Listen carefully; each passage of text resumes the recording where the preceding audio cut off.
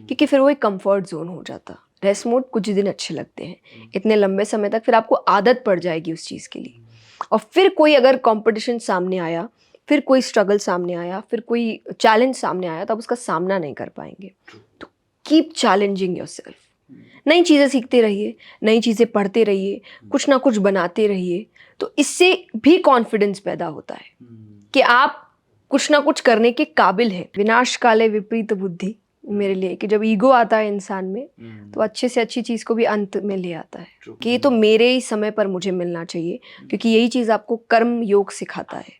फल की चिंता का मतलब क्या है कि फल की चिंता मत कर, क्योंकि फल की चिंता जब होती है तब आप एक टाइम पीरियड बांध देते हैं कि ये तो इसमें ही होना चाहिए, नहीं हुआ तब तो मैं छोड़ दूंगा। एक ऐसा व्यक्तित्व जिसे लाखों की संख्या में उनके फॉलोवर्स उन्हें सुनने आते हैं, लेकिन खास बात यह थी कि जब वो हमारे यहाँ पॉडकास्ट के लिए आई, उन्होंने उनके इस बड़े व्यक्तित्व का एहसास हमें होने तक नहीं दिया। उनकी सादगी हमारे दिल को छू गई। उन्होंने जिस बेबाकी से हमारे प्रश्नों का जवाब दिया वो काबिल तारीफ है। जी हाँ, मैं बात कर रहा हूं none other than the motivational speaker, the spiritual orator Jaya Kishori ji की, जिनके दो रूप हमें इस पॉडकास्ट में देखने को मिले। पहला, अ स्पिरिचुअल गुरु, एंड दूसरा, नॉर्मल पर्सन। और अगर आप भी उनके इस दोनों रूपों से रूबरू होना चाहते हैं तो आपको ये पॉडकास्ट जरूर देखना चाहिए। Let's welcome the dynamic personality Jaya Kishori ji on the most unfiltered podcast with A to.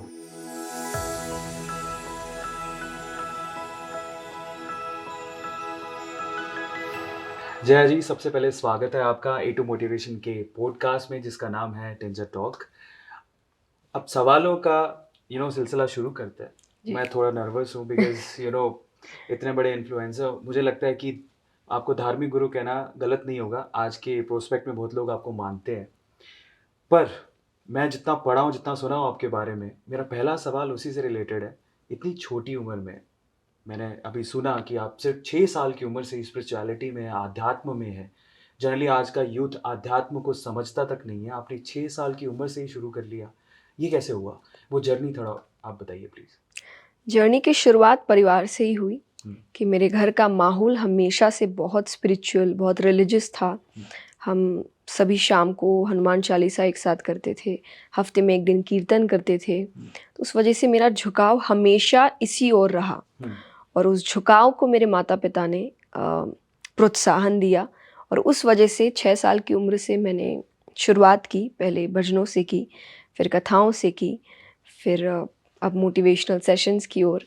तो वो जर्नी रुकी नहीं है अभी तक, एंड आई होप आगे भी ना रुके, कुछ ना कुछ नया होता रहे। तो यही एक जर्नी है जिसमें बस परिवार का माहौल, उनकी कहानियाँ, उनकी बातें, जिन्होंने एक इंटरेस्ट बचपन में ही जगा दिया था आध्यात्मिकता की ओर, और शायद उसी ने मुझे हेल्प किया आज इस जगह पर खड़े होने के लिए। दूसरा सवाल इसी से रिलेटेड है। मैं भी, जब आप ये बता रहे थे मुझे कि आपके पेरेंट्स ने इस चीज़ के लिए आपको सपोर्ट किया, तो उनके दिमाग में ये नहीं है कि अभी बच्ची है, इसकी पढ़ाई रह जाएगी अगर इन सब चीज़ों में पड़ गई तो? और ये भी जानना चाहते हैं कि आपने, अगर उन्होंने इस चीज़ में भी सपोर्ट किया, तो आपका स्टडीज़ कैसे कंप्लीट हुआ? उन्होंने पूरा बैलेंस रखा, ओके। और ग्रेजुएशन डिग्री तो मुझे लेनी ही थी, तो मैंने बीकॉम तक की पढ़ाई की है। और तब तक मेरे पेरेंट्स ने मेरा बहुत सपोर्ट किया, पढ़ने में भी उतना ही सपोर्ट किया कि मेरे साथ साथ वो भी पढ़ते थे। जो आध्यात्मिक किताबें हम पढ़ते हैं, रिलीजियस बुक्स पढ़ते हैं, तो वो भी पढ़ते थे, मुझे समझाते थे, क्योंकि मेरे पास थोड़ा कम टाइम था आज के हिसाब से कि मैं कंटिन्यूसली पूरा समय अपना उसको दे पाऊँ। तो वो भी पढ़ते थे, वो मुझे बेस्ट पार्ट्स निकाल के ला के देते थे कि ये तुम पढ़ सकती हो। और फिर स्कूल के साथ भी उन्होंने पूरा स्कूल कॉलेज में मेरा सपोर्ट किया, उस चीज़ में भी मुझे पढ़ाना, ट्यूशन्स लगाना, ट्रैवलिंग भी अगर हो रही है तो उसको कैसे ईज़ में रखना ताकि मुझे दिक्कत ना आए, ये पूरा ध्यान उन्होंने रखा। तो एक बैलेंस बनाकर वो चले। और जैसा मुझे लगता है हर किसी के लाइफ में एक स्ट्रगलिंग पीरियड आता है। कई लोग हैं जो, मैं जिस अभी एज में हूँ उस एज में अब स्ट्रगल करेंगे, मैंने बचपन में कर लिया वो स्ट्रगल। तो एक पीरियड है बस स्ट्रगलिंग का, तो मेरा वो पीरियड बचपन में आ गया था, जिस वजह से अभी मैं अच्छे से काम कर पा रही हूँ। और जो चीज़ें मुझे शायद अभी सीखनी चाहिए वो मैंने उसी वक्त सीख ली। तो चाहे वो रिजेक्शंस देखना हो, फेलियर्स हैंडल करना हो, उनसे सीख लेना हो, ये मैंने काफ़ी यंग एज में देख लिया था। ओके, तो ये तो काफ़ी इंटरेस्टिंग पॉइंट निकल के आता है कि आप इतने शांत हैं, इतने काम हैं। स्ट्रगल जो आपने बोला, तो पहले तो हम ये जानना चाहेंगे किस तरह का स्ट्रगल आपने फेस किया, और दूसरा उससे आप ओवरकम कैसे, बाहर कैसे निकले? स्ट्रगल इज स्टार्टिंग में, देखिए कोई भी फील्ड होती है तो, और कंपटीशन भी बहुत होता है, आपके आसपास लोग होते हैं, और क्योंकि आप नए हैं तो आपको उतने मौके नहीं दिए जाते, आप बच्चे हैं तो आपको इतना सीरियसली नहीं लिया जाता।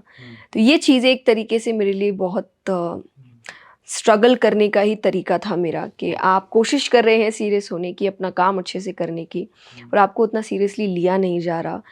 और हम जो दूसरा स्ट्रगल मैं मानती हूँ अपने लाइफ का, कि बहुत ही हम्बल बैकग्राउंड से है, तो इतना भी हम नहीं कर सकते थे कि ऑल टाइम फ्लाइट्स की जर्नी हो पाए, तो ट्रेन्स में जाते थे, और स्कूल मिस ना हो इस चीज़ का ध्यान हमेशा रखा जाता था। तो वीकेंड्स में ही या समर वेकेशंस में होता था, और अगर वापस स्कूल आना है तो मोस्टली जर्नीज़ ऐसी होती थी कि 5 साढ़े 5 बजे हम अपने जगह घर पहुंचते थे, स्टेशन पहुंचते थे, और ट्रेन में ही ड्रेस अप करके स्कूल के लिए डायरेक्टली स्कूल जाते थे। तो रात की नींद कई बार ठीक से होती नहीं है, पर आपको स्कूल भी अटेंड करना पड़ता है। आने के बाद भी ट्यूशन्स होते हैं, प्रोजेक्ट्स होते हैं, जो आज के टाइम पे बहुत हो गए हैं बच्चों के लिए। तो ये सब होता रहता है। और सबसे बड़ी जर्नी आई वुड से, जब मैंने अपनी श्रीमद् भागवत कथा तैयार की थी, 7 डेज़ की होती है वो, 7 दिन की, तब मेरा बोर्ड्स था 12th का। तो मुझे लगता है कि वो 1 साल ही मेरी ज़िंदगी का सबसे कठिन साल था, जब मैं 2 बहुत बड़ी चीज़ें कर रही थी। तो ठीक है, वो जर्नी निकल गई, लेकिन उस चीज़ ने मुझे बहुत कुछ सिखाया। पहला चीज़ बैलेंस करना सिखाया, कि 2 इम्पॉर्टेंट चीज़ों को आप कैसे बैलेंस करते हैं, लेकिन प्रायोरिटी भी क्या है वो भी आपको समझा देती है। कि आपकी प्रायोरिटी क्या है, उसको कैसे आपको आगे रखना है, लेकिन बाकी चीज़ों को नज़रअंदाज नहीं करना है। तो ये सारी मैच्योरिटी और फेलियर्स को हैंडल करना, उस वक्त उससे सीख लेना, कि मुझे ऐसा लगता है कि बहुत ही अजीब होगा, पर बचपन में जब मैं इन चीज़ों को देखती थी, इंसल्ट्स या रिजेक्शन ये सब हैंडल करती थी, तो मेरा कंप्लेन हमेशा भगवान से होता था, ना कि किसी और से। मुझे उनसे पूछती थी कि आप ऐसा क्यों कर रहे हैं, और क्यों कर रहे हैं का मतलब ही कि आप रीज़न जानना चाहते हैं। तो रीज़न ही आपको एक लेसन की ओर लेकर जाता है। तो ये चीज़ें मेरे साथ क्योंकि बहुत यंग एज में हुई, तो अब मुझे इन चीज़ों से ज़्यादा फ़र्क नहीं पड़ता।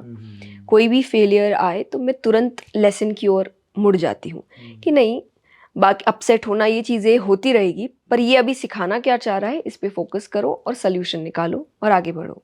तो ये मुझे उस चीज़ों की वजह से मिला है। एक बात दावे के साथ कह सकता हूँ, जो लोग बच्ची समझ के इग्नोर कर रहे थे, सीरियसली नहीं ले रहे थे, आज वो कहीं ना कहीं सोचते होंगे कि हमने क्या किया। बट थैंक यू, नहीं लिया आपने, क्योंकि उसी वजह से मुझे इतनी सीख मिली।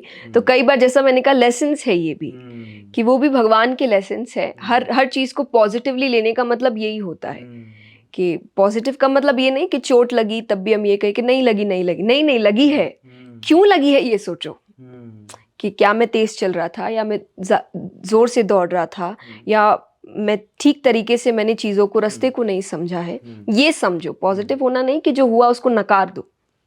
पॉजिटिविटी कि जो नेगेटिव भी हुआ है वो क्यों हुआ है, उसकी तरफ अपना ध्यान मोड़ो। तो क्या मैं ठीक हूँ? आप मुझे बताइएगा कि 6 साल की उम्र में एज अ हॉबी आपने आध्यात्म को ज्वाइन किया, क्योंकि आपको अच्छा लगता था जी बट इवेंचुअली आपने इसको अपना करियर बनाने का सोचा। जी। तो मैं अगर ठीक हूँ तो मैं ये भी जानना चाहता हूँ, स्ट्रगलिंग पीरियड में जो आपको लोग सीरियसली नहीं लेते थे, वो लोग कौन थे? आई मीन उनका प्रोफेशन क्या था?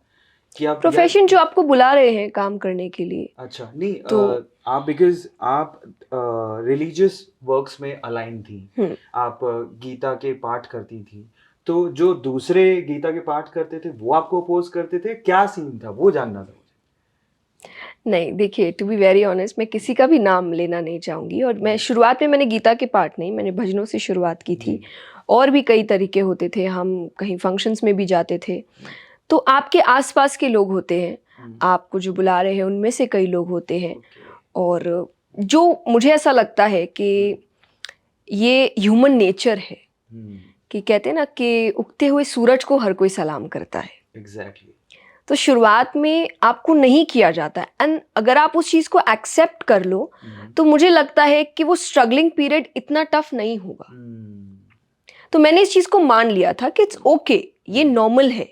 अभी आपने इतना कुछ शायद नहीं किया है, इस फील्ड को आपने इतना, आपका योगदान नहीं है कि लोग आपको इतना सीरियसली ले, तो आप योगदान दीजिए।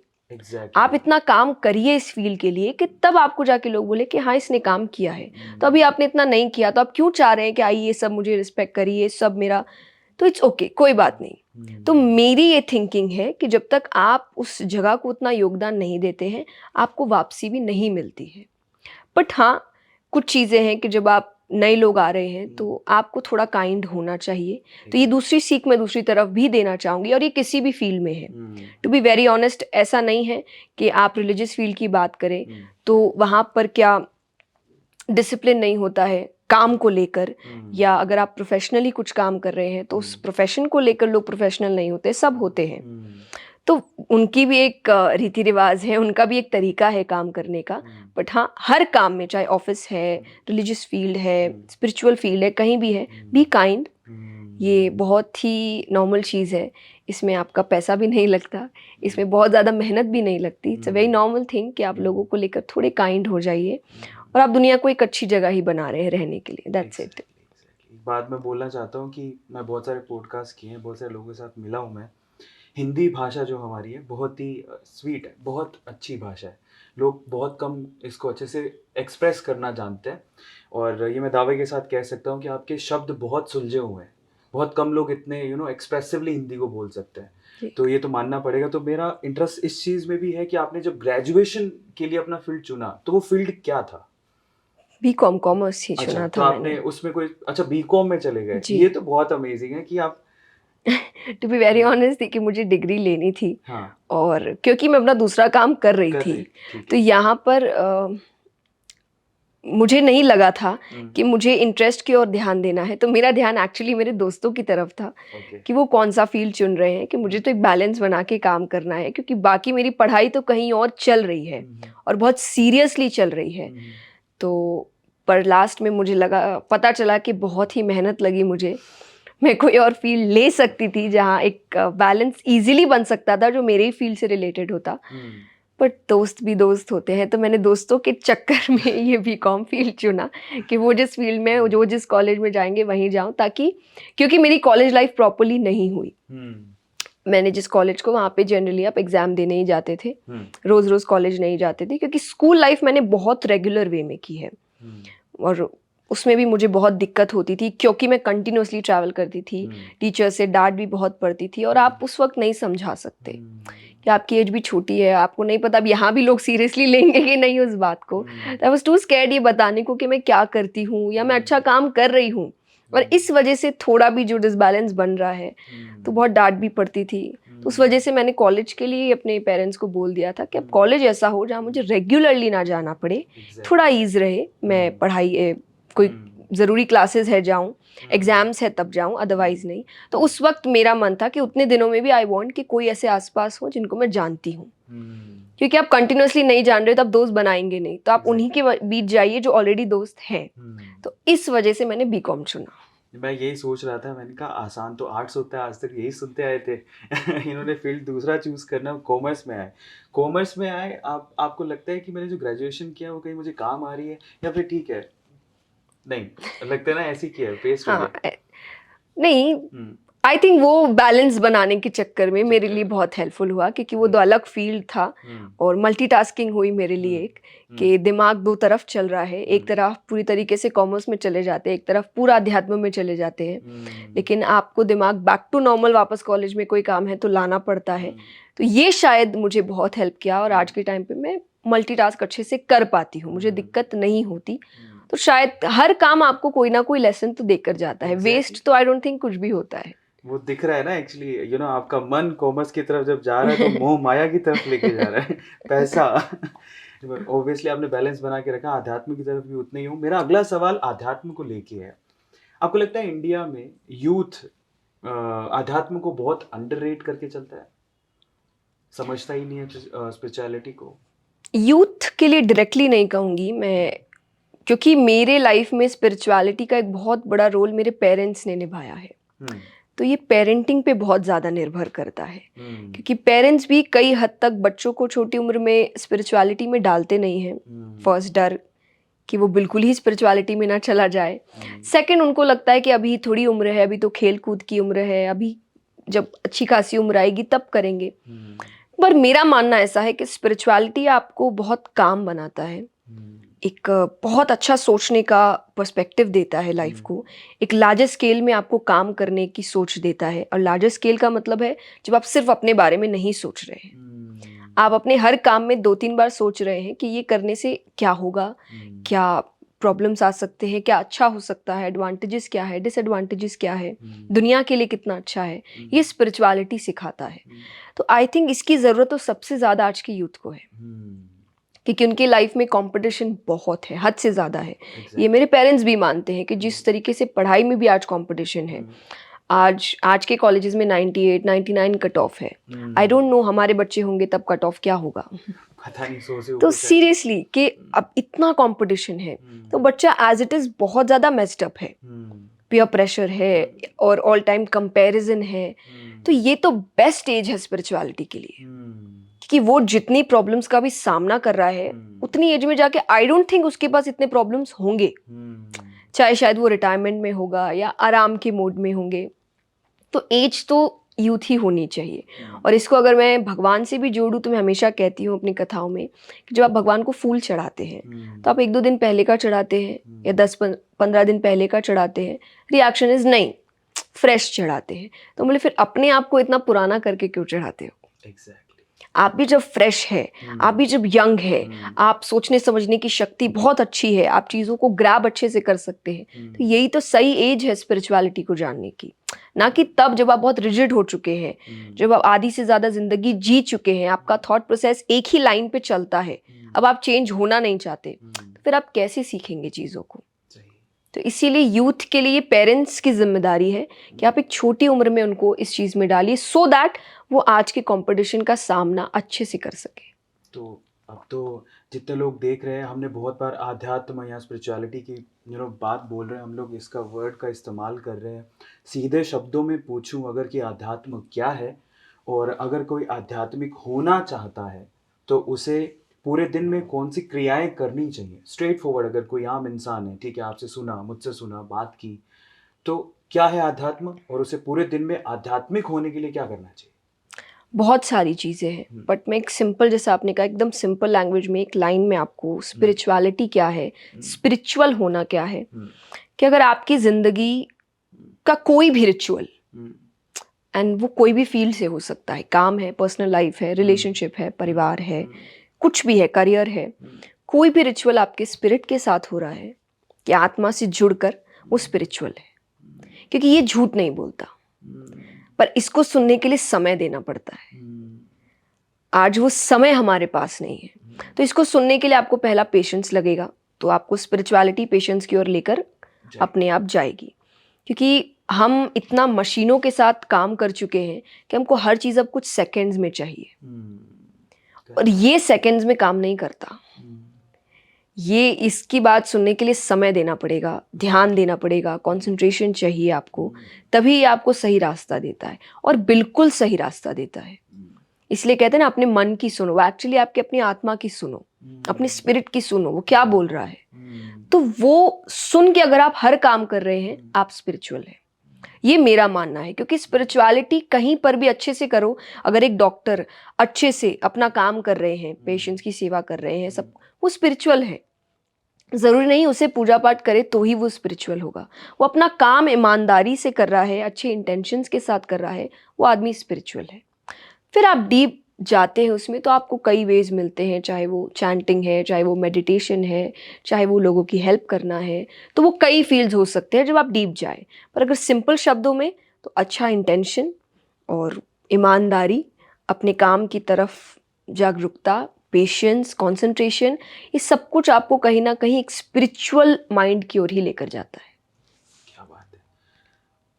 अगला सवाल मेरा ये है कि आध्यात्मिकता में जाने के लिए, जैसे आपने कहा कि आप कोई काम भी कर रहे हैं और अच्छे मन से कर रहे हैं, तो आप आध्यात्मिक हैं, बिल्कुल सही बात है। पर कोई और चीज़ें भी, कुछ ऐसा चाहिए, जैसे कि मैंने अभी सुना है कि जनरली जो आध्यात्मिकता में लोग होते हैं, उनका फूड प्रेफरेंस, जो खाना होता है, वो शायद नॉन वेजिटेरियन नहीं होते, ऐसा परसेप्शन, मैं सही बोल रहा हूँ गलत मुझे पता नहीं, तो उसके बारे में आपको क्या कहना है कि उनका फूड प्रेफरेंस भी अलग होता है, उनका मूड प्रेफरेंस अलग होता है, वो जहाँ रहते हैं वो जगह भी अलग होती है, कुछ अलग होता है, या फिर संसारिकता में रहते हुए भी अध्यात्म को अपनाया जा सकता है? संसार में रह सकते हैं, पर आपके काम, जैसा मैंने कहा कि आपकी सोच थोड़ी सी लार्जर पर्सपेक्टिव पे चली जाती है, जहाँ आप लोगों के बारे में भी सोचना। तो अगर आप जैसे नॉन वेजिटेरियन फूड्स के बारे में भी बात कर रहे हैं, कहीं ना कहीं हमको पता है कि उससे किसी और को तकलीफ हो रही है, तो वो सोचते ही आदमी पीछे हट जाता है। अब अगर नॉन वेजिटेरियन में नहीं, जंक फूड्स भी है, जैसे हम गुणों की बात करते हैं, सात्विक, तामसिक, राजसिक, तो जब आप स्पिरिचुअलिटी की ओर जाते हैं तो आप सात्विकता की ओर जाते हैं। तो उसमें हर चीज़ है, पर दैट डज नॉट मीन कि आप फैमिली में नहीं रह रहे हैं, आप रह रहे हैं, पर आप किसी भी ऐसी चीज़ को अपने ऊपर हावी नहीं होने देंगे जो आपके लिए खराब है। फूड भी हो सकता है, तो सात्विकता में आपकी फूड हैबिट्स अच्छी होती है, क्योंकि कई ऐसे फूड्स हैं जो आप पे हावी हो जाते हैं, आपको ज़्यादा नींद आने लगती है, तो कहीं ना कहीं आपका जो नींद पे कंट्रोल है वो उसको खराब कर देगा वो फूड, तो आप उस फूड को अलग कर देते हैं कि नहीं, आप किसी भी ऐसी चीज़ को पावर नहीं देंगे कि तुम मुझ पे हावी हो, क्योंकि मालिक मैं हूँ। आपको भगवान ने मालिक ही बनाकर भेजा है, इमोशंस, इंद्रियां, इनके आप मालिक हैं, और इसीलिए आपको हर स्क्रिप्चर में कहा गया है कि इनको कंट्रोल में रखो, इसीलिए कहा गया, पर हम स्लेव बन रहे हैं धीरे धीरे। तो जब आप स्पिरिचुअलिटी की ओर जाते हैं तो आपको कहीं ना कहीं स्लेवरी से वापस से ओनरशिप की ओर लेकर आया जाता है कि मालिक तुम हो, तो हर चीज़ तुम्हारे कंट्रोल में होनी चाहिए, कोई भी चीज़ तुम पे हावी नहीं होनी चाहिए। आध्यात्मिकता की जब हम बात करते हैं, धर्म गुरु स्पेशली बहुत सॉर्टेड होता है, उनका थॉट प्रोसेस बड़ा सॉर्टेड होता है, तो लोग फॉलो करते हैं, फॉलोवर्स हैं इंडिया में यूथ है, अच्छी बात कोई करता है तो फॉलो भी करते हैं। बाहरी चीज़ें आपको बहुत मिली हैं, समझते हैं उस चीज़ को, लेकिन मैं जानना चाहता हूँ आध्यात्मिकता को जब आपने अपनाया तो आंतरिक तौर पे आपने 4 क्या बदलाव या 3 क्या बदलाव देखे अपने अंदर? टू बी वेरी ऑनेस्ट, अपनाया एज सच कुछ भी नहीं मैंने, और मुझे ऐसा लगता है हर आदमी स्पिरिचुअल है अंदर से, पर उसको रियलाइज करने में समय लगता है। जैसे धूल बैठ जाती है, या सोने पे मान लीजिए धूल बैठी, कोई सोने की चीज़ है, उस पर इतनी धूल बैठ गई अब आपको दिख नहीं रहा है, पर क्या इसका मतलब है कि वो सोना नहीं है? सोना तो सोना ही रहेगा, आपको उसको थोड़ा साफ करना पड़ेगा, पॉलिश करना पड़ेगा, तब जाके आपको उसकी चमक दिखेगी। तो कोई भी ज्वेलरी है, डायमंड्स है, कुछ भी है, जब धूल बैठती है तो थोड़ा काला होने लगता है या धुंधला पड़ने लगता है, तो आपको सफाई करानी पड़ती है। तो स्पिरिचुअलिटी भी आपके अंदर है, पर कई बार सामने की जो चीज़ें हैं, जो प्रॉब्लम्स आ रही है, जो बाहरी दिखावों में हम जा रहे हैं, तब उसके बीच में वो थोड़ा धुंधला पड़ जाता है। तो ये जितनी भी चीज़ें हैं, चाहे मेडिटेशन है, मंत्र चैंटिंग है, सत्संग है, स्क्रिप्चर्स है, ये उस धूल को हटाने का काम करता है। तो मैंने एक जर्नी जी है, मैंने कभी कोई भी ऐसा मोमेंट नहीं था कि मैं स्पिरिचुअल होती हूँ, कभी नहीं था। मेरी जर्नी बचपन से चल रही थी और ये चीज़ें इनसे जुड़ी थी, तो अंदर जो स्पिरिचुअलिटी थी ऑलरेडी वो बहुत जल्दी बाहर आ गई। बस यही है कि है आपके अंदर भी, सबके अंदर है, और उसमें थोड़ी धूल जम गई है। तो ये सब टूल्स है उस धूल को हटाने के लिए। और जैसा मैंने कहा कि हेल्प मुझे यही किया कि फर्स्ट, बाहरी चीज़ें मुझे जल्दी से ट्रबल नहीं कर सकती, एंड आज के टाइम पे सबसे बड़ा वर्ड इज ट्रोलिंग, कि बहुत जल्दी आपको दुख होता है कि लोग गलत क्यों कह रहे हैं, लोग गलत बातें क्यों कर रहे हैं। नॉट दैट कि कभी मुझे हुआ ही नहीं, हुआ है, कई बार हुआ है, लेकिन शुरुआती टाइम पे हुआ। धीरे धीरे आप उन चीज़ों को जब स्पिरिचुअलिटी से जोड़ने लगते हैं, आपकी प्रैक्टिसेस और बढ़ती है। मेरे लिए स्पिरिचुअलिटी या मेडिटेशन इज मंत्रास, सत्संग, कि आप जब कथाओं में आते हैं, मैं पर्टिकुलरली कथा में कहती हूँ, हम 3.5-4 घंटे की कथा होती है और उतनी देर कोई फ़ोन यूज़ नहीं करता। Amazing. और आज के टाइम पे आप सोच नहीं सकते इतनी देर कोई फ़ोन के बिना बैठा है। Exactly. और लोग खुश होते हैं, बहुत खुश होते हैं, वो सब कुछ भूल जाते हैं, अपना काम छोड़ छाड़ के आते हैं, अपने ऑफिस छोड़ छाड़ के आते हैं, दुकानें बंद करके आते हैं, जो जनरली नहीं करेंगे दूसरे कामों के लिए। वो इतनी जल्दी इन चीज़ों से दूर नहीं होंगे, उन्हें समय का पता नहीं चलता, उनके मूड्स बहुत अच्छे हो जाते। तो ये क्यों है कि उनका जो साउंड होता है, सत्संग, जो सत्संगी होता है, जल्दी से डिप्रेशन में भी नहीं जाता। ये सच्ची बात है कि कहीं ना कहीं डिप्रेशन का साउंड से भी एक बहुत अच्छा रिलेशन है। जो इंसान सत्संगी होता है वो जल्दी से डिप्रेशन में नहीं जाता। ये भी स्पिरिचुअल होने का एक तरीका है। तो फर्स्ट थिंग कि मुझे बाहरी चीज़ें दिक्कत नहीं देती। दूसरा पेशेंस लेवल, मैं जल्दी से अपना पेशेंस नहीं खोती। आप मुझे अगर गुस्सा दिलाना है तो आपको बहुत सारी गलतियां करनी पड़ेगी। ओके। मैं एक गलती में जल्दी से गुस्सा नहीं होती कि आपके बहुत 1 2 3 महीने लगेंगे तब जाके वो एक वॉल्केनो आता है।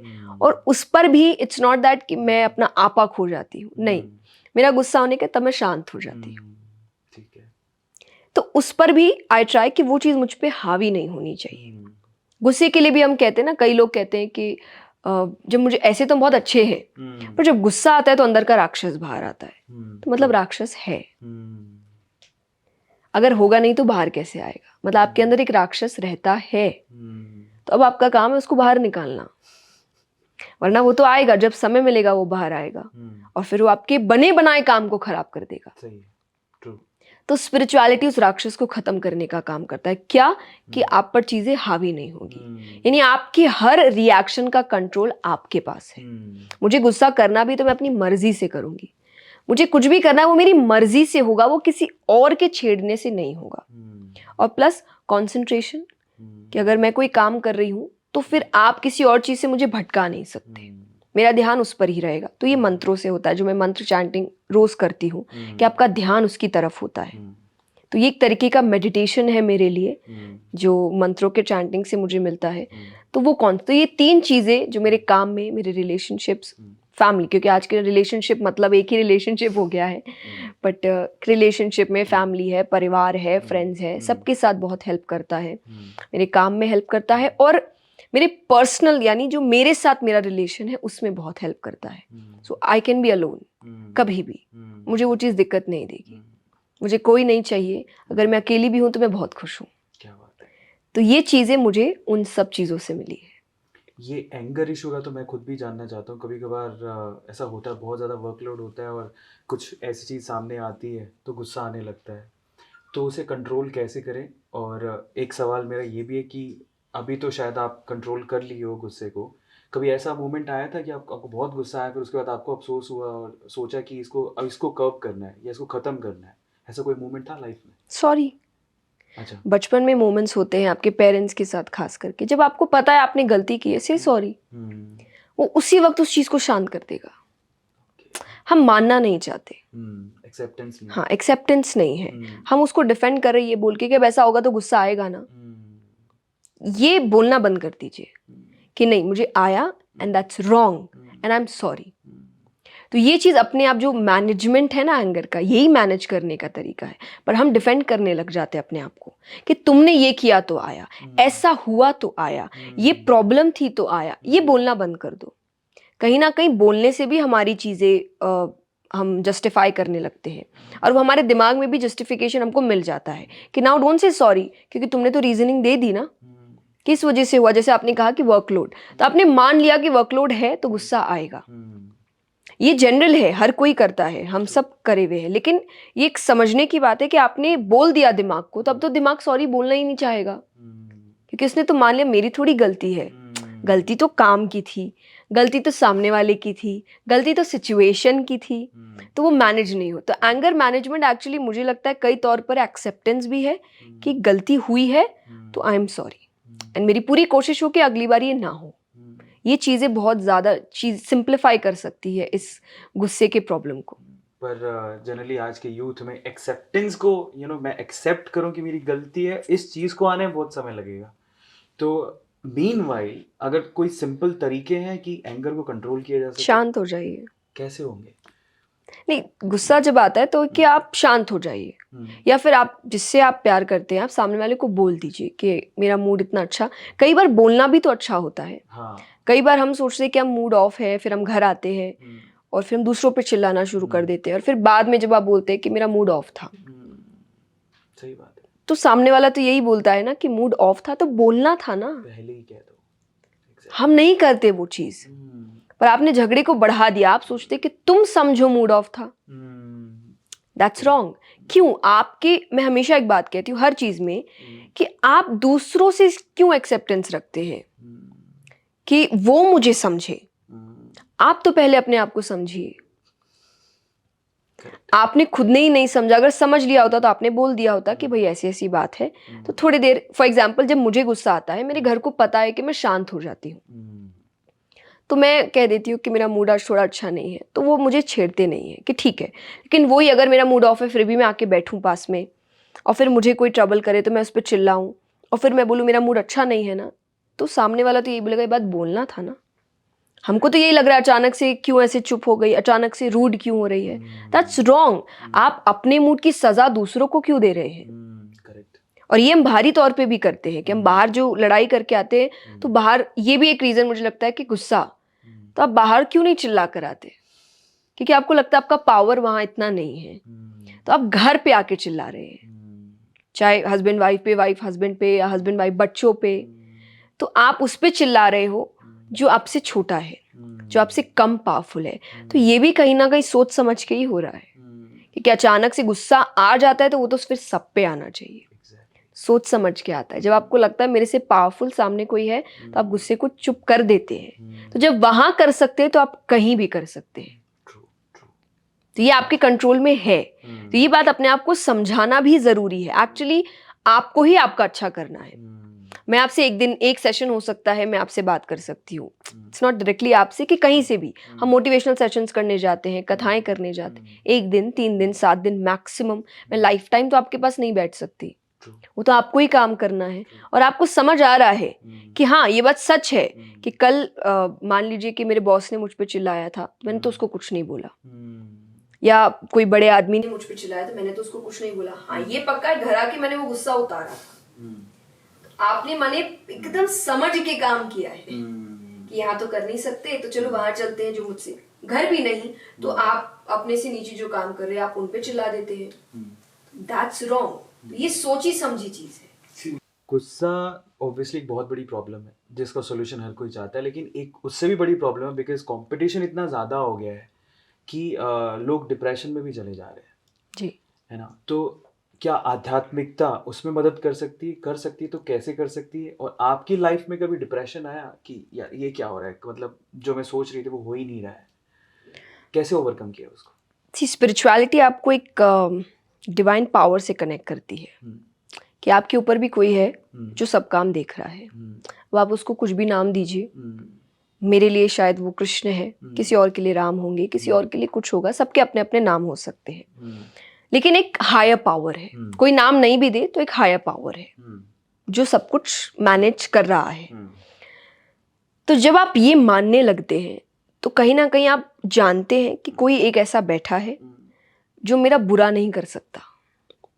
मैं ये पर्सनली मानती हूँ, इसीलिए मुझे ऐसा लगता है कि मुझे कोई भी सिचुएशन इस हद तक नहीं ले जा सकती कि मैं बिल्कुल ही हार मान जाऊं कि अब कुछ बचा ही नहीं। क्यों? क्योंकि बचा तो हमेशा रहेगा, क्योंकि मेरे लिए एक बैठा है ऊपर जो मेरा गलत नहीं होने देगा। तो अगर कुछ ऐसा हो भी रहा है जो मेरे सोच के अगेंस्ट जा रहा है, जो मैंने प्लान किया है उसके अगेंस्ट जा रहा है, तो मे भी बड़ा प्लान है। मैं जो मांग रही हूँ वो चीज़ उतनी मेरे लिए अच्छी नहीं होगी जितनी वो सोच रहे हैं होगी। तो ये सोच मुझे जल्दी से हार नहीं मानने देती है। अपसेट हो सकती हूँ, इट्स नॉट दैट कि मैं अपसेट नहीं होती, मुझे रोना नहीं आता, सब कुछ होता है and that is very normal. Emotions खत्म भी नहीं होना चाहिए, हम रोबोट नहीं हैं, हम इंसान हैं, इमोशंस होने चाहिए हमारे अंदर, पर वो हावी नहीं होने चाहिए। ये एक साइड है बात का। पर स्पिरिचुअलिटी जो पावर से आपको कनेक्ट करते हैं, तो वो डिप्रेशन में इसीलिए नहीं जाने देते क्योंकि एक मान लीजिए एक आदमी जो नहीं मानता इस चीज़ को, तो वो अपना जो भी 100% है वो देगा और फिर उसको लगेगा कि मैंने तो सब कुछ दिया, बचा क्या। अगर अभी भी नहीं हुआ तो फिर अब क्या करना, कुछ भी नहीं तो सब खत्म। पर वही जो एक मानता है कि एक पावर है, वो उसके लिए खत्म कुछ नहीं है, क्योंकि अब उसे लग रहा है कि मेरा काम तो हो गया, अब उसका बचा है, उसको करने दो। आपने कई एक बार ही ना सोशल मीडिया पे एक पिक्चर देखते हैं कि एक भगवान की फोटो है और उनके हाथ में एक बड़ा सा टेडी बेयर है पीछे और सामने एक छोटी बच्ची खड़ी है, उसके हाथ में एक छोटा सा, भगवान वो मांग रहे हैं उससे और भगवान को वो कह रही है कि पर मुझे बहुत पसंद है। तो एक्चुअली वो पिक्चर आपको पोर्ट्रे कर रहा है कि भगवान आपसे आपकी खुशी जो छोटी है आपको वो मांग सकते हैं कई बार, यानी आपको जो चाहिए नहीं मिल सकता है, पर आपको नहीं पता कि पीछे एक बहुत बड़ा टेडी बेयर रखा है जो आपके लिए ही है, बट उसके लिए पेशेंस चाहिए जो हमारे अंदर नहीं है, हमको हर चीज़ तुरंत चाहिए। मिला क्यों नहीं? क्योंकि आपको तुरंत, आप कुछ भी सर्च करिए सेकंड्स में मिल जाता है। इसलिए आजकल लोगों का लोगों से ही नहीं रिलेशन अच्छे से कनेक्शन बन पाता है, क्योंकि टेक्स टाइम।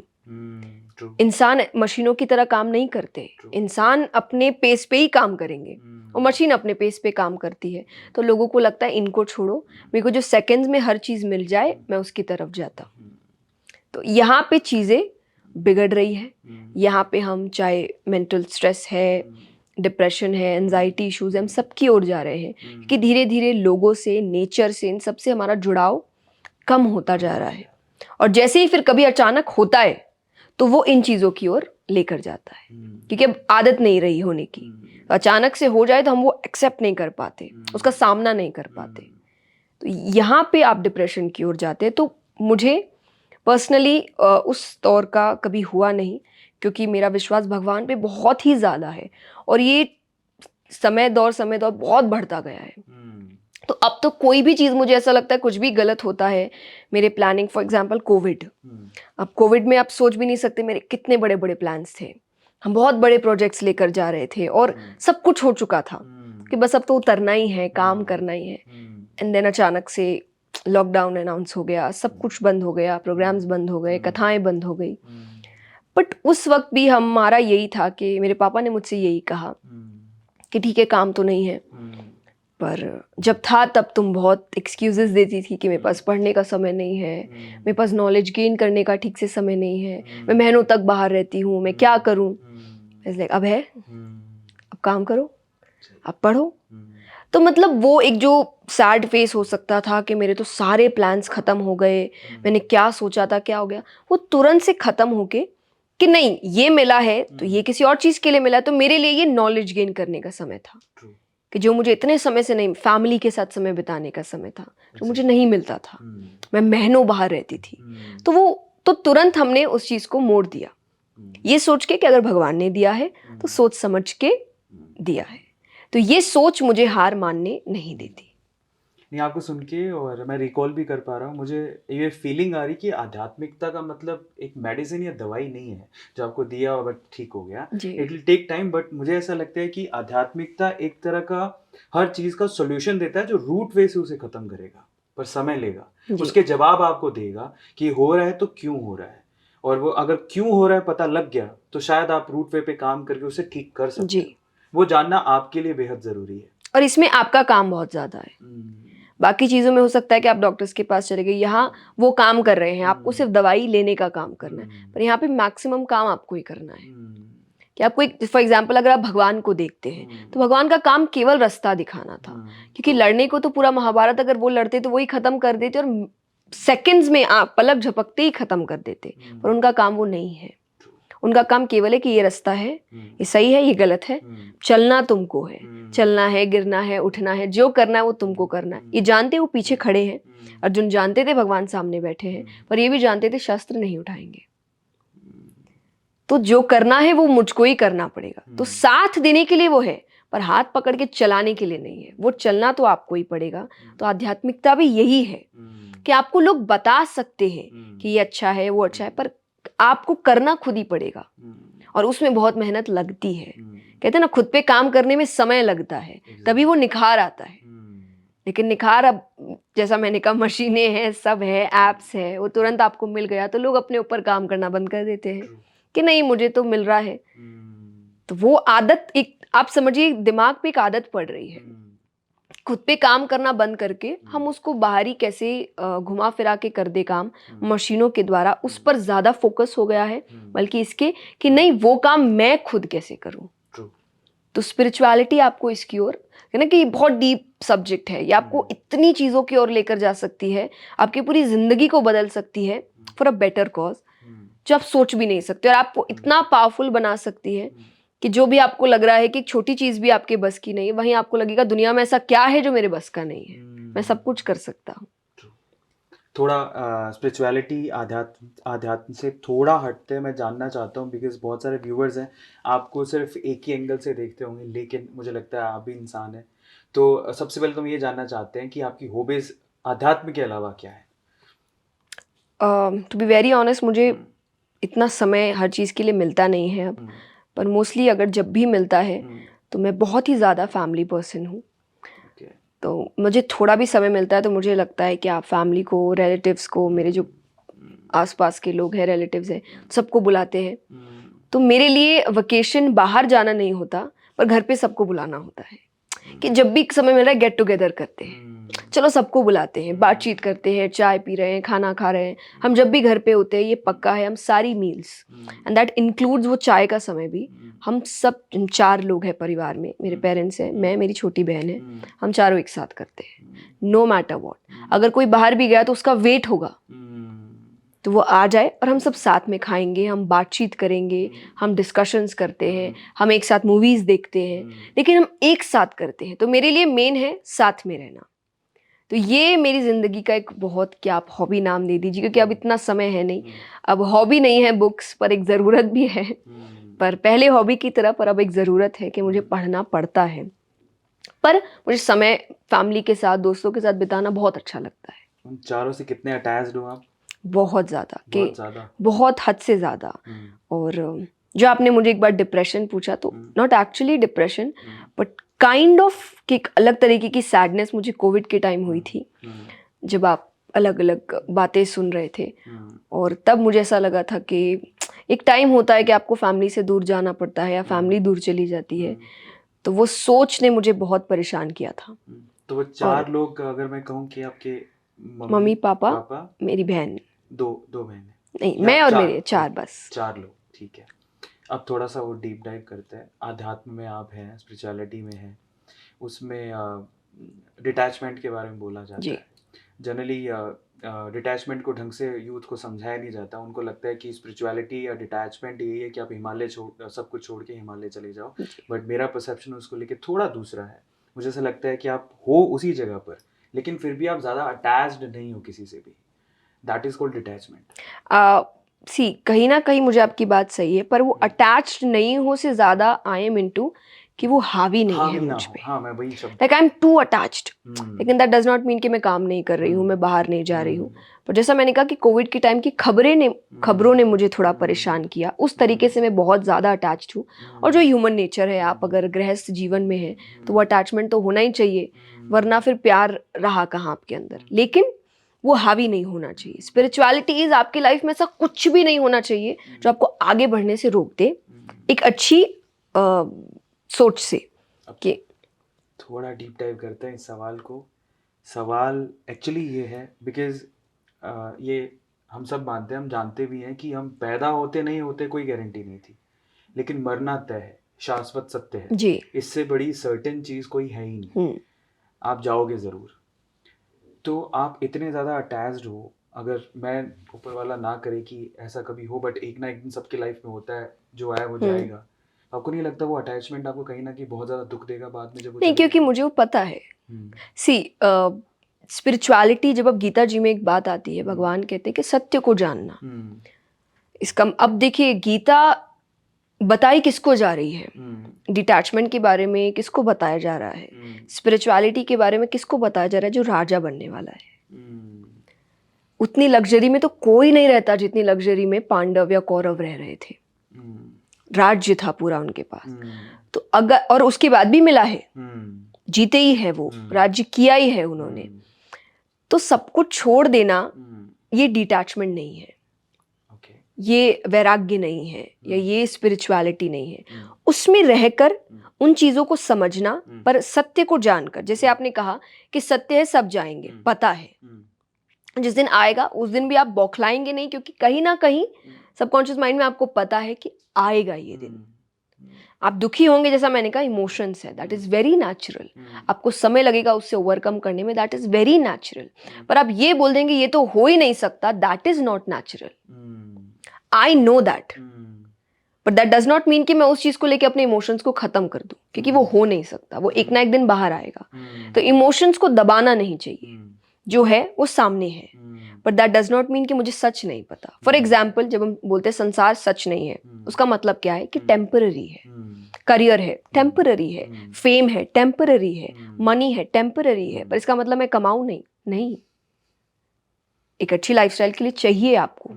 आपको फेम आपको मिल रहा है तो ये एक पावर है कहीं ना कहीं बदलाव लाने का भी, कि आज अगर आप मुझे बुला रहे हैं, मैं इतनी बातें कर रही हूँ, क्यों? क्योंकि एक फेम है और आपको पता है कि मैं जो बात बोल रही हूँ वो कई और लोग भी बोल सकते हैं, पर उनके पास वो फेम का पावर नहीं है तो लोगों तक पहुंचेगी नहीं बात। तो ये एक तरीके से एक टूल है चेंज लाने का, ये भी जरूरी है पर टेम्पररी है, मुझे पता है। तो किसी दिन चला गया तो मैं बौखला नहीं उठूंगी, क्योंकि कहीं ना कहीं मुझे पता था कि ये सब टेम्पररी है। तो ये सच जान के आप लाइफ जिए, सारी मौज मस्ती करिए, अपनी इच्छाएं पूरी करिए, पैसा कमाइए, घूमिए फिरिए, फैमिली के साथ टाइम स्पेंड करिए, सच जान के सब टेम्पररी है।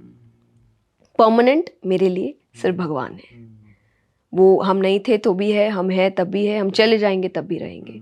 तो ये सोच जिसकी है वो वैराग्य लेके रखा है, वो डिटैचमेंट फॉलो कर रहा है क्योंकि उसको सच पता है दिमाग में। मृत्यु पे थोड़ा और डीप डाइव करते हैं। हमारे इंडिया में क्या है ना, मतलब वी कैन से कि विश्व में होगा मे बी, पर भारत में ऐसा होता है कि अगर कोई शव यात्रा जा रही है तो जनरली माँ बाप अपने बच्चों को अंदर ले जाते हैं। वो शाश्वत सत्य देखने देते नहीं है, मृत्यु के बारे में बात करने नहीं देते। जब बात होती है तो डार्कनेस आ जाती है, अंधेरा सा छाने लगता है, मतलब मृत्यु के बारे में बात क्यों हो रही है। तो आपको नहीं लगता कि जब इतना बड़ा शाश्वत सत्य है, जो एक सर्टेन चीज़ है, उसके बारे में हमारे मन में फोबिया भरना वो कितना तक जायज़ है? बहुत गलत है। और अगर आप स्क्रिप्चर्स पढ़े तो आपको मृत्यु के बारे में तो पढ़ाया ही जाता है, ये सबसे बड़ा सच है, बताया ही जाता है। तो वही है कि क्योंकि हम अपने स्क्रिप्चर्स से भाग रहे हैं, हम सच से भाग रहे हैं, और इसीलिए हम झूठ की ओर इतने बढ़ते जा रहे हैं कि जब सच का सामना होता है, mental pressure, stress, anxiety, panic attacks, depression सब आता है। क्यों? वो सच का सामना है आपका।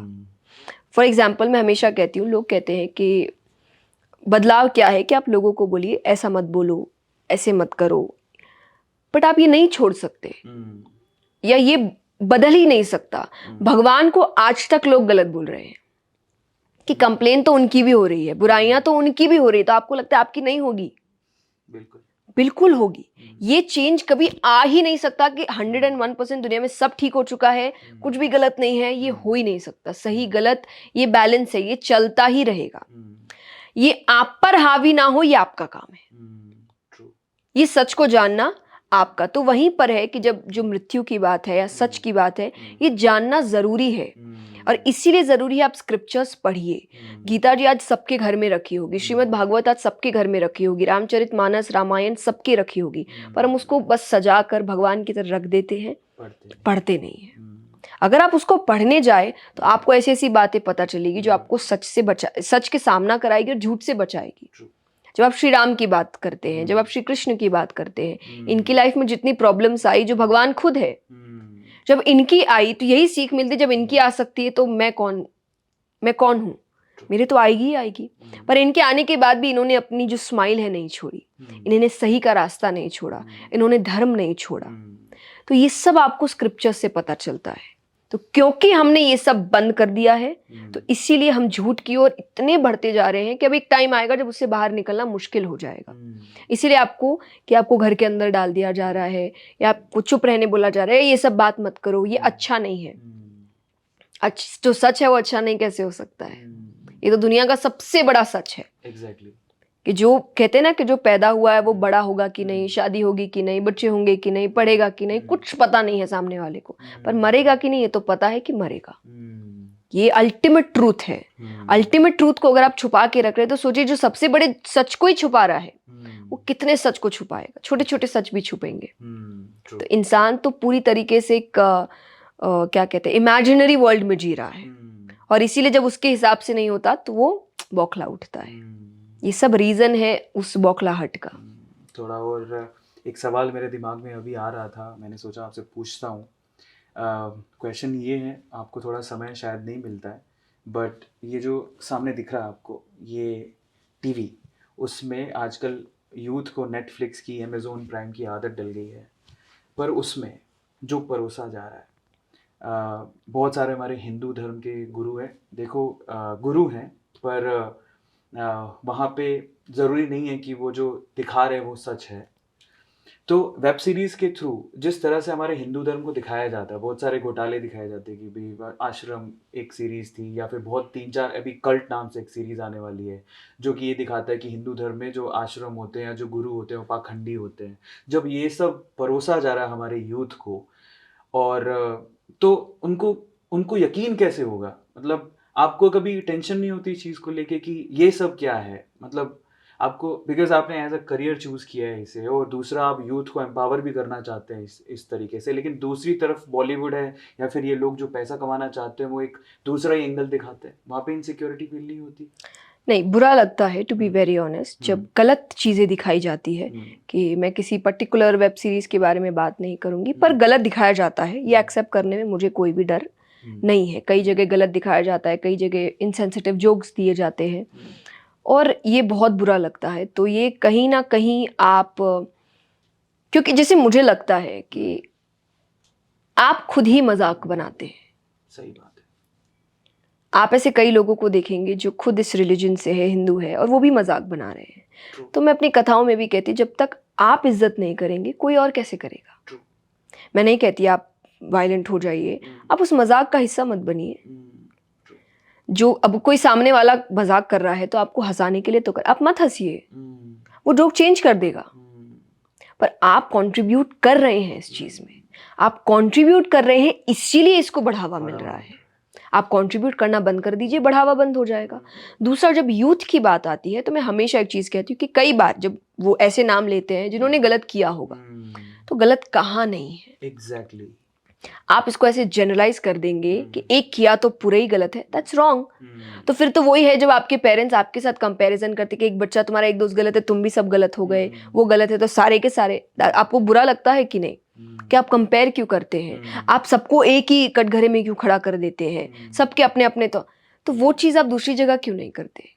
ऐसे बहुत लोग हैं जिन्होंने पूरी लाइफ स्पिरिचुअलिटी को दी है, रिलीजन को आगे बढ़ाने में दी है, अच्छी बातें सिखाने को दी है, जस्ट बिकॉज आपको बताया नहीं जा रहा क्योंकि उसमें इतना मसाला नहीं है, एंटरटेनमेंट नहीं है, दैट डज नॉट मीन। और ये आपकी खुद की सोच होनी चाहिए, क्योंकि ये चीज़ आपके साथ जब होती है आपको बुरा लगता है कि कंपैरिजन क्यों हो रहा है, एक का नाम लेकर सबको क्यों गलत ठहराया जा रहा है, या एक किसी यूथ ने गलत काम कर दिया तो सबको क्यों गलत बोला जा रहा है, ये आपको भी तो लगता है। तो वो चीज़ आप दूसरों पे लागू क्यों नहीं करते? प्रॉब्लम यही है कि जब बात हम पे आती है तब हमको बुरा लगता है, अदरवाइज हम मजाक ही समझते हैं।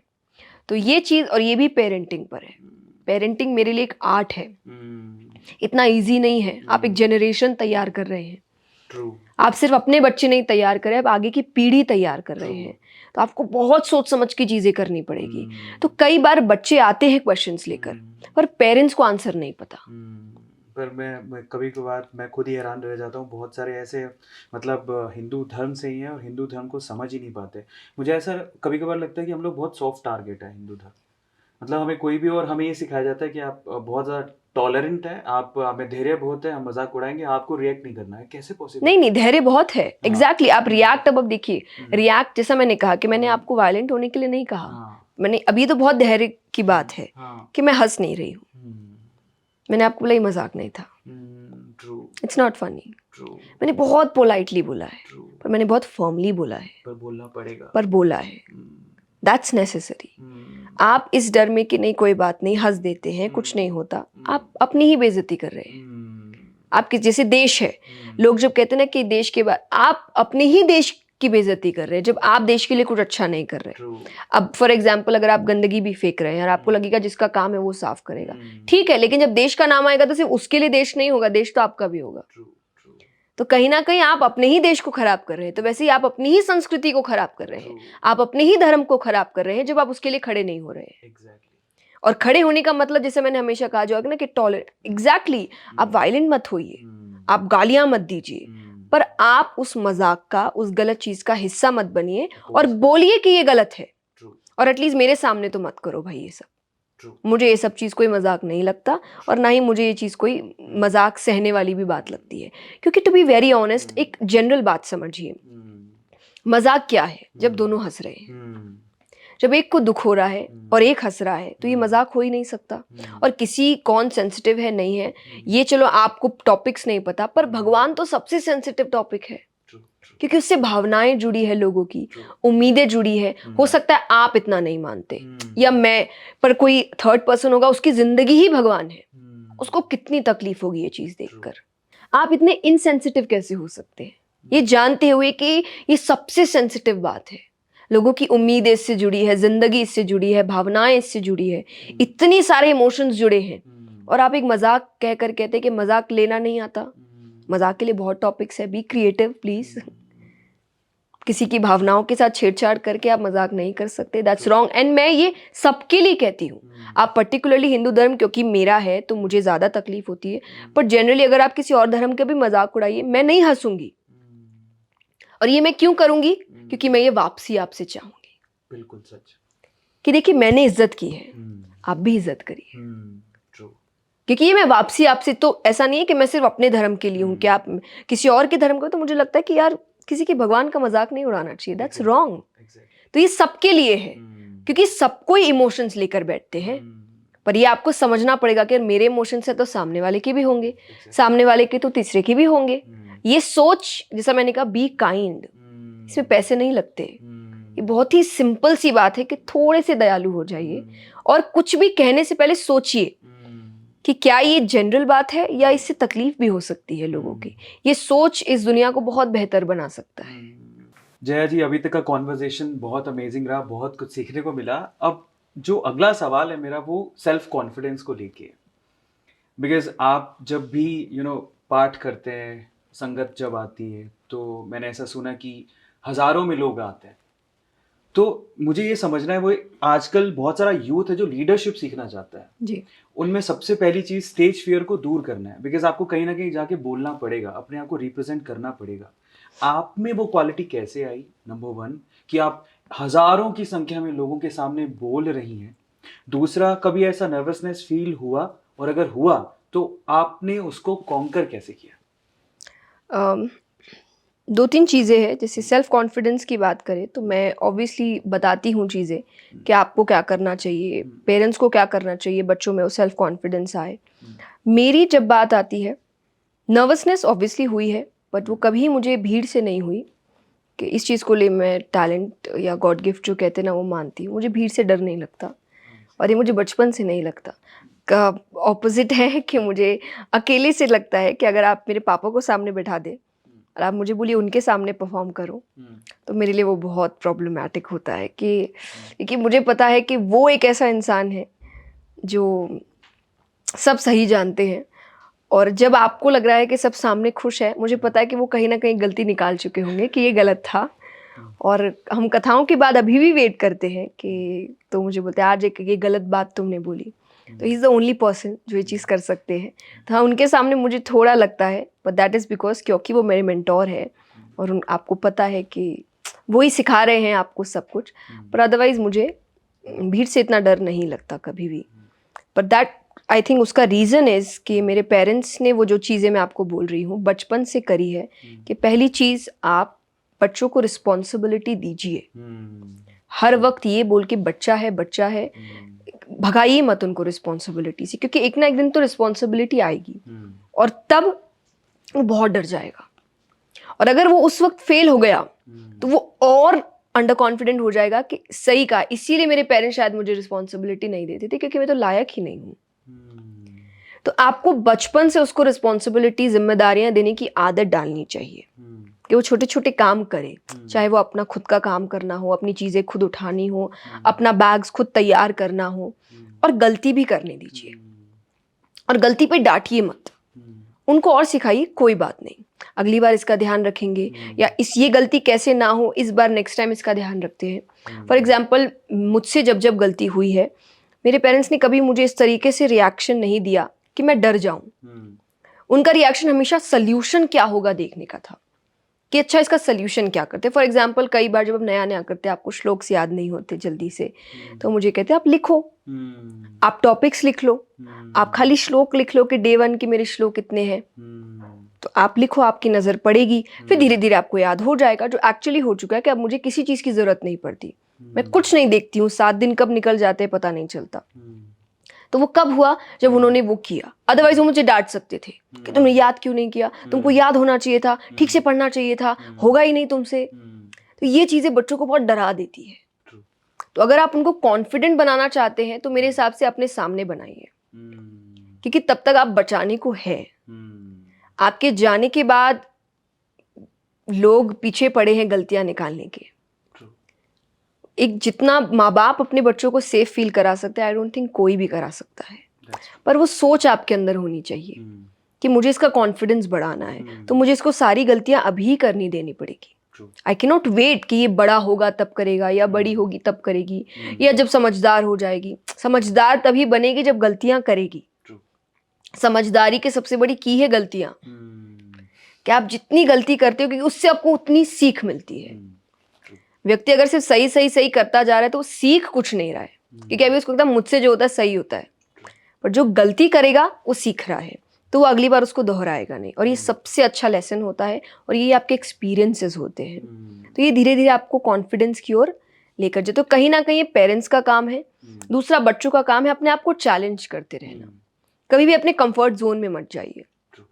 फॉर एग्जाम्पल, जैसा मैंने कहा कोविड के टाइम अगर मैं चाहती, बाय गॉड्स ग्रेस सब ठीक था, तो हम ये कर सकते थे कि नहीं चलो इतने साल तक आराम भी तो नहीं मिला है, हम कंटिन्यूसली ट्रैवल करते हैं, हम रात रात को ट्रैवल करते हैं, हमको नींद नहीं होती कई बार, कि जब तक ये लॉकडाउन है तब किसी को नहीं पता था 1-2 साल निकल जाएंगे, तब हम कुछ महीने या कुछ दिन ही लग रहे थे कि चलो आराम करते हैं, सिर्फ रेस्ट मोड पे जाते हैं। नहीं, क्योंकि फिर वो एक कंफर्ट जोन हो जाता। रेस्ट मोड कुछ दिन अच्छे लगते हैं, इतने लंबे समय तक फिर आपको आदत पड़ जाएगी उस चीज़ के लिए। और फिर कोई अगर कंपटीशन सामने आया, फिर कोई स्ट्रगल सामने आया, फिर कोई चैलेंज सामने आया, तब उसका सामना नहीं कर पाएंगे। तो कीप चैलेंजिंग योरसेल्फ, नई चीज़ें सीखते रहिए, नई चीज़ें पढ़ते रहिए, कुछ ना कुछ बनाते रहिए। तो इससे भी कॉन्फिडेंस पैदा होता है कि आप कुछ ना कुछ करने के काबिल हैं। तो ये कई छोटी छोटी चीज़ें हैं जो बड़ा सेल्फ कॉन्फिडेंस लेकर आते हैं। कई बार ना हमारा ध्यान सिर्फ बड़ी चीज़ों पे रहता है, और एक्चुअली आपकी हैबिट छोटी छोटी चीज़ों से बनती है। तो वो छोटी चीज़ों पे आप जितना ध्यान देंगे उतनी बड़ी चीज़ें आपके लिए इजीली हो जाएगी। अच्छा, ऐसा कभी हुआ है आप सत्संग कर रहे हैं या फिर भजन कीर्तन कर रहे हैं और अचानक से कोई श्लोक है जो भूल गए आप? ऐसा कभी हुआ आपके साथ में? मैं भूल गई। हाँ, मैं फिर पूछ लेती हूँ मैं क्या बात कर रही थी। अच्छा, ऑडियंस से वो बोल देते हैं मुझे। That's normal, that's human nature कि कई बार आप, क्योंकि आपका ध्यान इतनी जगह रहता है, और ये कहीं भी हो सकता है। फॉर एग्जांपल, मैं मोटिवेशनल सेशन में हूँ और मैं कोई बहुत सीरियस टॉपिक पे बात कर रही हूँ, और उतने में मुझे कोई वहाँ से जाते हुए दिख रहा है, तो मेरा ध्यान एक बार के लिए भटक गया, तो मैं भूल गई कि मैं क्या बोल रही थी। तो मैं लोगों से पूछ रही कि हम कहाँ थे, एंड इट्स गुड कि आपको पता चलता है कि वो भी उस स्पेस पे है कि नहीं। अगर वो भूल गए हैं या वो ध्यान नहीं दे रहे तो वो बता नहीं पाएंगे, तो आपको पता चल जाएगा कि आप जो बोल रहे हैं वो लोगों तक नहीं पहुंच रहा, या उनके अंदर वो इंटरेस्ट पैदा नहीं कर रहा। तो अपने आप चीज़ों को पलटने की कोशिश करेंगे। तो ये दोनों तरफा है कि इट्स नेचुरल, मैं भूलती हूँ, कई बार आपका ध्यान भटकता है कहीं पर भी हो, लेकिन वो पूछ लेना अच्छा है, तो आपको पता भी चलता है आप सेम पेज पे है कि नहीं।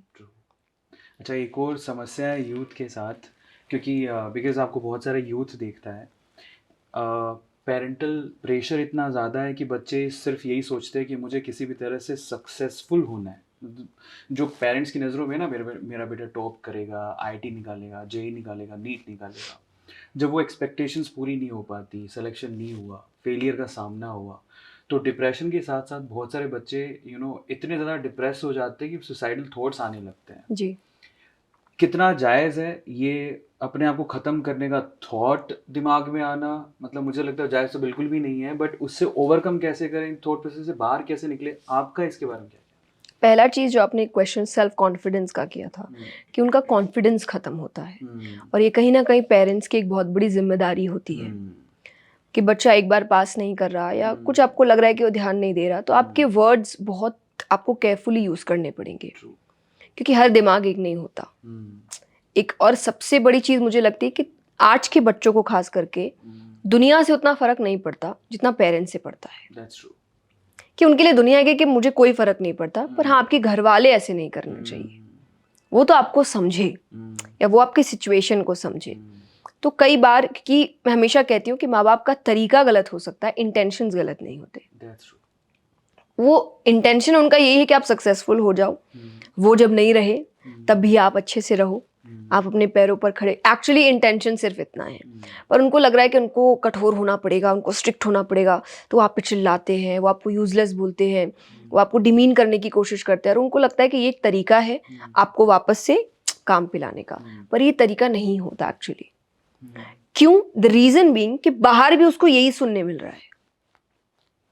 जब वो बाहर जाता है तो लोग उसको नीचा करने के लिए यही काम कर रहे हैं, तो घर पे वो आता है ये सोचकर कि यहाँ तो मुझे समझने वाले हैं, पर जब वो एग्जैक्ट सेम वर्ड सुनता है तो वहां वो टूटता है। तो पेरेंट्स को यहाँ समझना होगा कि आपको, क्योंकि वो एज इट इज टूटा हुआ ही है कि वो पास नहीं हुआ है, तो आपको और समझाना है कि कोई बात नहीं, ये एग्जाम तुम्हारी जिंदगी नहीं है। हम करियर को जिंदगी बना चुके हैं कि यही मेरी जिंदगी है, यही मेरा सब कुछ है। तो जब आप किसी को सब कुछ का पदवी दे देंगे और उससे हार जाएंगे तो फिर वही है कि आपके पास बचा क्या। जब उम्मीद ही खत्म हो गई हर चीज की तो इंसान करेगा क्या। तो इसीलिए जरूरी है कि पहली चीज तो आप उसको जिंदगी मत बनाइए, वो एक पार्ट है जिंदगी का। बाकी आपकी लाइफ में आपके रिलेशनशिप है, आपका परिवार है, आप खुद हैं, आपकी खुशियां हैं, आपकी इच्छाएं हैं, सब कुछ है। ये सारे पार्ट्स हैं जिनको सबको बैलेंस करके चलना है, तभी आप हर चीज एंजॉय कर पाएंगे। कुछ थोड़ा कुछ कम ऐसे चल सकता है, वो प्रायोरिटी है आपकी, पर एंजॉय सब कुछ करना चाहिए। ये मैं अभी भी मानती हूँ कि मैं भी आज जब बैक टू बैक अगर कोई प्रोग्राम्स कर रही हूँ, कथाएं हैं, इवेंट्स है, सब कुछ है, तो कुछ टाइम बाद मैं अपने आप एक ब्रेक लेती हूँ। मेरे लिए वो ब्रेक फैमिली है, तो मैं फैमिली को बुलाती हूँ, हम सब एक साथ गेट टुगेदर करते हैं, हम रहते हैं, और फिर बस वो 10-15 दिन बाद फिर से हम महीनों तक कथाओं में, पर वो 10-15 दिन मेरे लिए बहुत मायने रखते हैं। लेकिन अगर मैं सोचूं कि नहीं, कोई चीज़ अब मायने ही नहीं रखता, मुझे तो सिर्फ ये कि यही तो मेरी ज़िंदगी और कुछ बचा ही नहीं है, क्योंकि एक टाइम आएगा जब आपको फैमिली की ज़रूरत होगी, पर क्योंकि आपने सारा समय वहीं दे दिया तो फैमिली अब है ही नहीं आपके पास, तब आप रिग्रेट करेंगे। एंड ये बहुत नेचुरल बात है कि आप करेंगे। हर चीज़ का एक समय होता है, तो समय के अनुसार उन चीज़ों को समय दीजिए। तो फैमिली के लिए भी कि आप बच्चों को समय दीजिए। आप ये मत सोचिए कि अरे नहीं अभी तुम पढ़ लो ना, बाद में बैठेंगे साथ में। बाद में आपको नहीं पता, आप बैठने के लिए होंगे, वो बैठने के लिए होगा, ये समय बैठने के लिए होगा, कुछ भी तो नहीं पता। तो वो एक हैप्पी टाइम फैमिली का होना चाहिए, वो भी आजकल नहीं होता। तो बच्चा कहीं पर भी अपना स्ट्रेस उतार नहीं पाता है, उसके अंदर ही रह जाते, क्योंकि कोई बात करने वाला नहीं है घर में। ज्यादा देर बात करने पर ही पेरेंट्स को लगता है कि अरे जाओ काम करो, तुम खाली क्यों बैठे हो। अरे अगर खाली बैठा भी तो आप बैठ जाइए बात करने, थोड़ी देर ही करिए, 10 मिनट ही करिए कि बेटा 10 मिनट बात करते हैं अच्छे से, फिर भले ही पढ़ने जाना, पर 10 मिनट अपने बात करते हैं। आजकल बच्चे खाना भी रूम में मंगा रहे हैं, ठीक है, और पेरेंट्स को भी लग रहा है कि नहीं पढ़ रहा है ना तो वहीं नहीं, खाना खाते तो आप ठीक से नहीं पढ़ सकते ना, तो एक काम करो, उससे छोड़ के खाना फैमिली के साथ आकर खाओ, या आप वीडियो कॉल पे बैठकर खाइए अगर बच्चा बाहर है तो। पर वो टाइम बहुत जरूरी होता है कि वो वापस से आपको इमोशन से कनेक्ट करता है। देखिए आप कंटिन्यूसली एक मशीन की तरह काम कर रहे हैं, ह्यूमन इमोशंस कहाँ गए, वो वापस कैसे आएंगे, वो आएंगे जब अपनों के साथ रहेंगे। तो ये कहीं ना कहीं पूरी तरीके से पेरेंट्स की जिम्मेदारी है। और दूसरा जो मैं हमेशा कहती हूँ कि ये ज़रूरी नहीं सिर्फ इस टॉपिक के लिए है, किसी भी टॉपिक के लिए, कि बच्चों से गलतियाँ होती है। मैंने कई पेरेंट्स को कहते हुए सुना है कि मेरे लिए इज्जत सब कुछ है, इसको ख़राब मत करना वरना मैं मर जाऊंगा। बाप रे, ये बहुत जनरल बात है। चलिए मैंने माना इज्जत बहुत जरूरी होती है, ये बहुत बड़ा बैगेज। हाँ, ये बैगेज आप सोचिए कि इंसान तो इंसान है, और ये बात पेरेंट्स भी जानते हैं, गलतियां पेरेंट्स ने भी की होगी। लेकिन जब बच्चे से गलती हो जाती है, भूले भटके हो गई कोई भी गलती, अब ये तो श्योर है कि वो आपको तो नहीं बताएगा। That's true. क्योंकि अब वो इतना डर गया है कि अब मेरे पेरेंट्स को, तो उसको लगा कि उनको कुछ हो, है ना, आप समझ गया। हम ही कर लेते हैं अब जो उनको कुछ होने से पहले। चलिए ये नहीं भी हुआ कि कोई इतने तो स्ट्रांग है कि सुसाइड का रास्ता ना अपनाए, तो वो हेल्प मांगते हैं। आपको लगता है कि कोई जेन्युइनली उनकी हेल्प करेगा? बाहर का इंसान, वो तो अपना फायदा भी लेगा। तो आपके बच्चे किस लेवल के हद तक जा सकते हैं सोचिए, कितना लोग उनको एक्सप्लॉइट कर सकते हैं, कितना उनका फायदा उठा सकते हैं। रीजन सिर्फ इतना है कि वो आपको बताने से इतना डर रहा है। तो मैं हमेशा कहती हूँ कि आप अच्छी सीख दीजिए, आप संस्कार दीजिए, पर एक लाइन विश्वास का अंत में ये रखिए कि मैंने तुम्हें सब समझाया, तुम सोच समझ के काम करो, गलतियां कम से कम करो, लेकिन अगर हो भी गई तो मेरे पास आना, मैं संभाल लूंगा, मैं बचा लूंगा हर चीज से तुमको। ये विश्वास जिस दिन पेरेंट्स ने बच्चों के मन में डाल दिया, आई डोंट थिंक कि बच्चे गलतियों से इतना डरेंगे जितना वो आज डरते हैं, गलत स्टेप्स उठाते हैं, एक्सप्लॉइटेड फील करते हैं, लोग उनका फ़ायदा उठाते हैं। ये सब खत्म हो जाएगा जिस दिन उनका और उनके पेरेंट्स के बीच का वो विश्वास जाग जाएगा वापस। आपको सुन के बड़ा अच्छा लग रहा है और मेस्मराइज हो गया हूँ मैं। पर ये भी मैं जानना चाहता हूँ कि हम आपको सुनते हैं, बड़े सुलझे हुए विचार हैं आपके, आप किसको सुनते हो जब आप फ्री होते हो? आपको लगता है कि चलो थोड़ा स्पिरिचुअलिटी को पढ़ लेते हैं या फिर कोई और टॉपिक पे पढ़ लेते हैं, तो आपका गुरु कौन है या आप किसको सुनते हो? मैं अपने पेरेंट्स को सुनती हूँ। मेरे लाइफ में आप मैक्सिमम सीख यही सुनेंगे कि मेरे पापा ने मुझसे ये कहा, मेरी मम्मी ने मुझसे ये कहा, क्योंकि ये भी एक रूटीन है हमारा कि हम हर कुछ दिन में एक टॉपिक उठाते हैं और हमारी पूरी फैमिली बैठती है, लाइक हम चारों बैठते हैं। पर क्योंकि मेरी बहन अभी उसका अब स्ट्रगलिंग पीरियड चल रहा है, वो सीख रही है, तो पहले वो कहीं और रहती थी, वहाँ उसने क्लासेस की, अब वो कहीं और शिफ्ट हो रही, तो वो थोड़ा, लेकिन फिर भी हम जब भी रहे हम चारों एक साथ बैठते हैं, हम एक टॉपिक उठाते हैं। वो टॉपिक जनरल टॉपिक, स्पिरिचुअलिटी हो गया, पेरेंटिंग हो गया, शादी हो गई, डिवोर्स हो गया, कोई भी फिजिकल रिलेशन, कुछ भी हो गया, और फिर हम उस पर डिबेट करते हैं। अब 4 दिमाग चल रहे हैं, एक मेरी मॉम का दिमाग है, एक मेरे पापा का है, दोनों की एज अलग है, यानी एक जनरेशन हमसे अलग है, लेकिन फिर भी जेंडर अलग है तो सोच अलग हो सकती है। हमारी जनरेशन अलग है, हमारी सोच अलग है, और क्योंकि मेरे और मेरी बहन की फील्ड अलग है तो यहाँ पर भी थॉट्स अलग हो गए, तो 4 दिमाग एक साथ आ रहे हैं।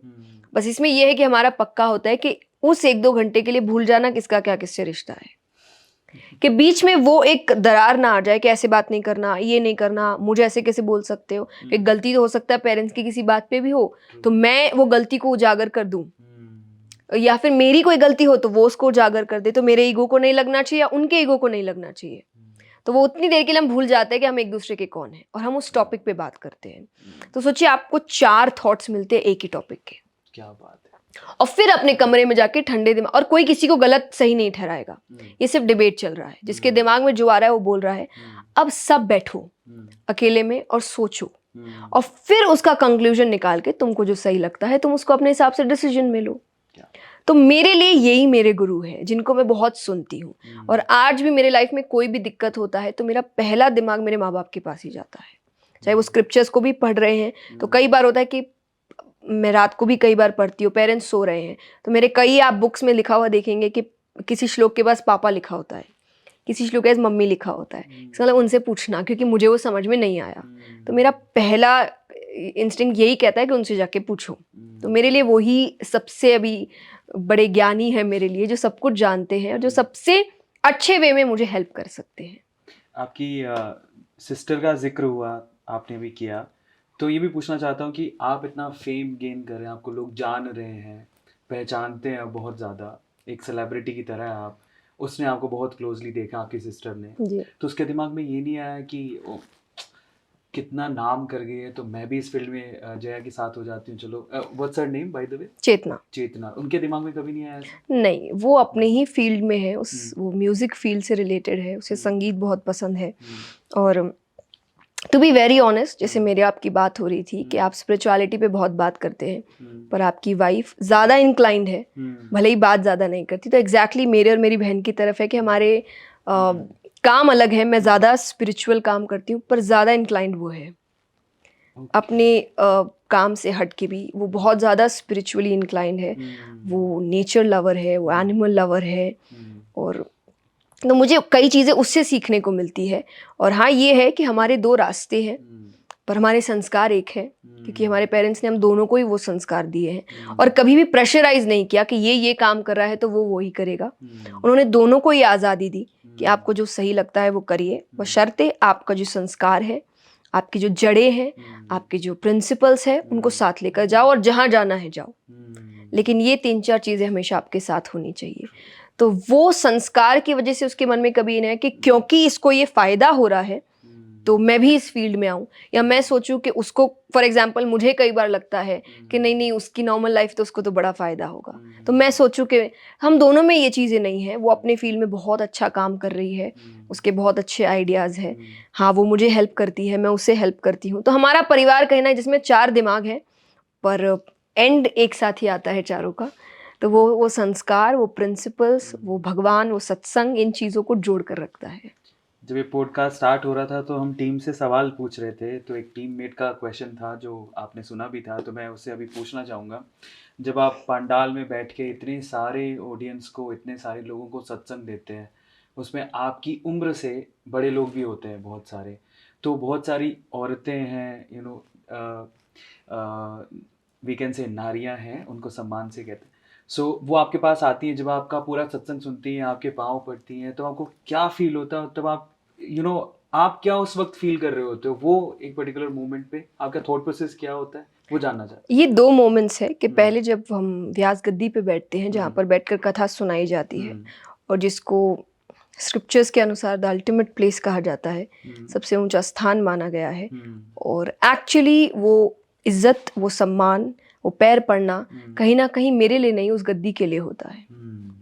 तो जब उस पर रहते हैं तो तब मुझे मुझे अटपटा नहीं लगता, क्योंकि वो जगह अलग है। जैसे अभी जो मैं आपसे बात कर रही हूँ, या उस पर जब बैठकर बात करूँगी, आपको भी 2 इंसान लगेंगे, और वो मुझे भी नहीं पता वो कैसे होता है। तो एक वो उस जगह की शक्ति है, पावर है, तो उस वक्त मुझे अटपटा नहीं लगता, क्योंकि मुझे पता होता है अंदर ही अंदर कि वो मेरे लिए नहीं, वो इस जगह के लिए सम्मान है। उससे जब नीचे उतरते हैं तो एक भावनाएं तो जुड़ी है सबकी, तो पर मैं कोशिश करती हूँ, और मैं 100% मेरे तरफ से जितना हूँ, मैं किसी को पैर पड़ने नहीं देती, क्योंकि पैर पड़ने के लिए वो मेरे से बहुत बड़े हैं। हाँ, हम सम्मान करते हैं एक दूसरे का, हम जय श्री कृष्णा करते हैं, हम हाथ जोड़ते हैं, और मुझे उससे नहीं, क्योंकि वो कहीं ना कहीं उस जो बातें मैं उनको बता रही हूँ, जिस तरीके से मैं उनका हेल्प कर रही हूँ, वो उस हेल्प का सम्मान है कि आपसे हमने कुछ सीखा है। और जब आप सनातन धर्म की बात करें, तो सनातन धर्म में ज्ञान की कोई उम्र नहीं होती, और गुरु यानी जिससे आपको सीख मिला। गुरु बहुत होते हैं, या आज मैं आपसे कुछ सीख रही हूँ तो मेरे लिए आप भी एक तरीके के गुरु है। मैं कहीं और जाऊंगी, उनसे मुझे एक बात भी सीखने को मिले, वो भी मेरे गुरु हो गए। तो सीखते आप सबसे हैं, और जिससे आप सीखते हैं आप उसकी इज्जत करते हैं। तो वो इज्जत इसीलिए कि उनको शायद वो 3-4 घंटे मुझसे कोई सीख मिली है, या उन बातों से कोई सीख मिली है, तो वो उसका सम्मान है। तो मैं उस सोच को लेकर मुझे कोई दिक्कत नहीं है कि जब वो सम्मान करते। पर हाँ, मैं अगर व्यास गद्दी से नीचे हूँ तो मैं किसी को पैर नहीं पड़ने देती। क्या बात है, क्या बात है। एक और जितना कॉन्वर्जेशन हुआ है अभी तक, मुझे समझ में आया है कि आप आध्यात्मिकता में तो हैं ही, लेकिन आप फैमिली पर्सन भी हैं जी। कुछ रूमर्स कभी कभार उठती हैं आपके बारे में, आपकी शादी को लेके, तो उसमें कितनी सच्चाई है? बिल्कुल सच्चाई नहीं है, वो सिर्फ रूमर्स है। और मैंने ये पहले भी कहा है कि अगर मेरी शादी कभी भी होगी तो मुझसे ही बता दी जाएगी आपको कि वो हो रही है। मेरे चैनल्स है, वेरीफाइड चैनल्स है, और जब भी होगी आपको डायरेक्टली बता दी जाएगी। पर अदरवाइज सब रूमर्स है, क्योंकि ये मुझे बहुत कुछ करना है, मेरे बहुत सपने हैं। हाँ, हम ये भी मानते हैं जब लिखा है तब होना ही है। पर अगर आपके खुद के हिसाब से सोच की बात कही जाए, तो अभी ऐसी कोई सोच नहीं है मेरी कि शादी के बंधन में मैं बंध जाऊं। But to be very honest, करेंगे, क्योंकि साधु या साध्वी या संत मैं अपने आप को नहीं मानती। मैं एक बहुत ही नॉर्मल लड़की हूँ, जैसे आप हम सब है, अपने घरों में रहते हैं, परिवार के साथ, दोस्तों के साथ, अपनी इच्छाएं भी पूरी करते हैं। एक नॉर्मल लाइफस्टाइल जो होती है हर व्यक्ति की, वो जीते हैं। पर साथ ही साथ मैं बहुत स्पिरिचुअल हूँ, मैं बहुत रिलीजियस हूँ, मैं भगवान को बहुत मानती हूँ, और शायद इन्हीं के कारण आज जो मैं कर रही हूँ वो है। पर अदरवाइज, क्योंकि मैंने कहा नॉर्मल है, तो शादी भी होगी, परिवार भी होगा, सब कुछ होगा, पर अपने टाइम पर होगा। तो उस टाइम का इंतजार करिए, और रूमर्स के बारे में ज़्यादा ना सोचें। नहीं, पर एक यूट्यूब चैनल था जो आपके बारे में इस चीज़ को लेके बैक टू बैक वीडियोस बना रहा था, तो वो क्या इंसिडेंट था, और उसको कैसे टैकल नहीं, किया? कई इंसिडेंट, यूट्यूब चैनल्स है कई जो व्यूज़ के लिए आप, कभी मेरी शादी अब्रॉड में होती है, कभी इंडिया में होती है, कभी किसी गांव में होती है, कभी बिजनेसमैन के साथ है, कभी पॉलिटिशियन के साथ है, कभी किसी के साथ है। तो जैसा मैंने कहा कि क्योंकि इतने रूमर्स है, काफ़ी रूमर्स फैलते, तो आप खुद ही समझ सकते हैं कि रूमर्स है, ये लाइक्स इत्यादि के लिए लोग करते, जो कहीं ना कहीं, जैसा सोशल मीडिया का ज़माना है, तो जितना ही अच्छा है उतना इसके डिसएडवांटेज, ये 2 पहलू है। तो जो डिसएडवांटेजेस है उनकी तरफ मत जाइए, और जो मैंने हमेशा कहा कि आप लोगों को जज बाहरी बातों से मत करिए, आप उनसे सुनिए उनकी कहानी। तो मेरे लिए भी जब मैंने आपको कह रही हूँ कि शादी होगी तो आपको बता दिया जाएगा, और मुझसे ही बता दिया जाएगा, क्योंकि छुपाने वाली बात नहीं है। देखिए, कोई ऐसे छुपा के नहीं रह सकता, तो जब होगी तब पता चल जाएगा, और मुझसे ही पता चलेगा। तो तब तक आप दूसरों पे विश्वास मत करिए। रूमर्स पे विश्वास नहीं करना है, बिल्कुल सही बात है, इस चीज़ को ध्यान में रखिएगा आप। और अब अगला जो सवाल है वो बहुत बहुत इम्पोर्टेंट है और ये इस सेगमेंट का आखिरी सवाल है, उसके बाद हम लोग अगले सेगमेंट की तरफ चलेंगे। बिकॉज आपको लोग अगेन मैं कहूँगा कि आप एक आइडल की तरह हो, तो मुझे लगता है कि आपकी जो दिनचर्या होगी, जो स्केड्यूल आपने अपने लिए डिसाइड किया होगा, वो भी बहुत आइडियल होगा। तो लोगों का इंटरेस्ट होगा इस चीज़ को जानने में कि आप एक्चुअली कैसी दिनचर्या जीती हैं, क्या स्केड्यूल रहता है आपका पूरे दिन का? देखिए 2 स्केड्यूल्स रहते हैं मेरे, जब मैं इवेंट्स में हूँ, कथाओं में हूँ, सेशंस में हूँ अपने, तो तब एक बहुत ही डिसिप्लिन्ड स्केड्यूल होता है, जहाँ हर चीज़ टाइमली होती है, उठना टाइमली होता है, खाना टाइमली होता है, पढ़ाई टाइमली होती है, कथा टाइमली होती है। और तब इतना हॉबीज़ का आई डोंट थिंक सो मुझे समय मिलता है, क्योंकि मेरा दिन काफ़ी निकल जाता है, लोगों से मिलना होता है, मीटिंग्स होती है, हम स्कूल्स जाते हैं, गौशालाएं जाते हैं, कई जगह जाते हैं, लोगों से मिलते हैं, बात करते हैं, प्रेस कॉन्फ्रेंसेज होती है। तो एक थोड़ा हेक्टिक भी है पर डिसिप्लिन भी है, जहाँ एक समय तय होता है हर चीज़ का और उससे आगे पीछे नहीं होता। पर जब घर पे होते हैं तो आप एक रेस्ट मोड पे होते हैं, तो दिनचर्या नॉर्मल होती है कि आप एक टाइम पे उठते हैं, आप तैयार होते हैं। फिर उसके बाद मेरे 1-2 चीज़ है जो मैं कभी मिस नहीं करती, दैट इज़ मंत्र चैंटिंग, मेरी पूजा। मंत्र चैंटिंग मेरे लिए मेडिटेशन है, तो अगर आप उसका नाम देखें, मेरी मेडिटेशन और मेरी पूजा, ये मैं सुबह भी करती हूँ और सोने से पहले भी करती हूँ। तो नो मैटर व्हाट मैं कहाँ हूँ, ये 2 चीज़ें हमेशा होती है। बाकी चीज़ें इधर उधर हो सकती है, पर ये 2 चीज़ें कभी इधर उधर नहीं होती। तो ये पक्का है। और बाकी फैमिली टाइम होता है। फिर जैसा मैंने कहा कि हम सारी मील्स एक साथ करते हैं, और बाकी फिर आप ऑफिस जा रहे हैं, आप मीटिंग्स अटेंड कर रहे हैं, कि घर जाने के बाद भी बहुत काम होते हैं, आपको टीम से मिलना होता है, आपको नए प्रोजेक्ट्स प्लान करने होते हैं।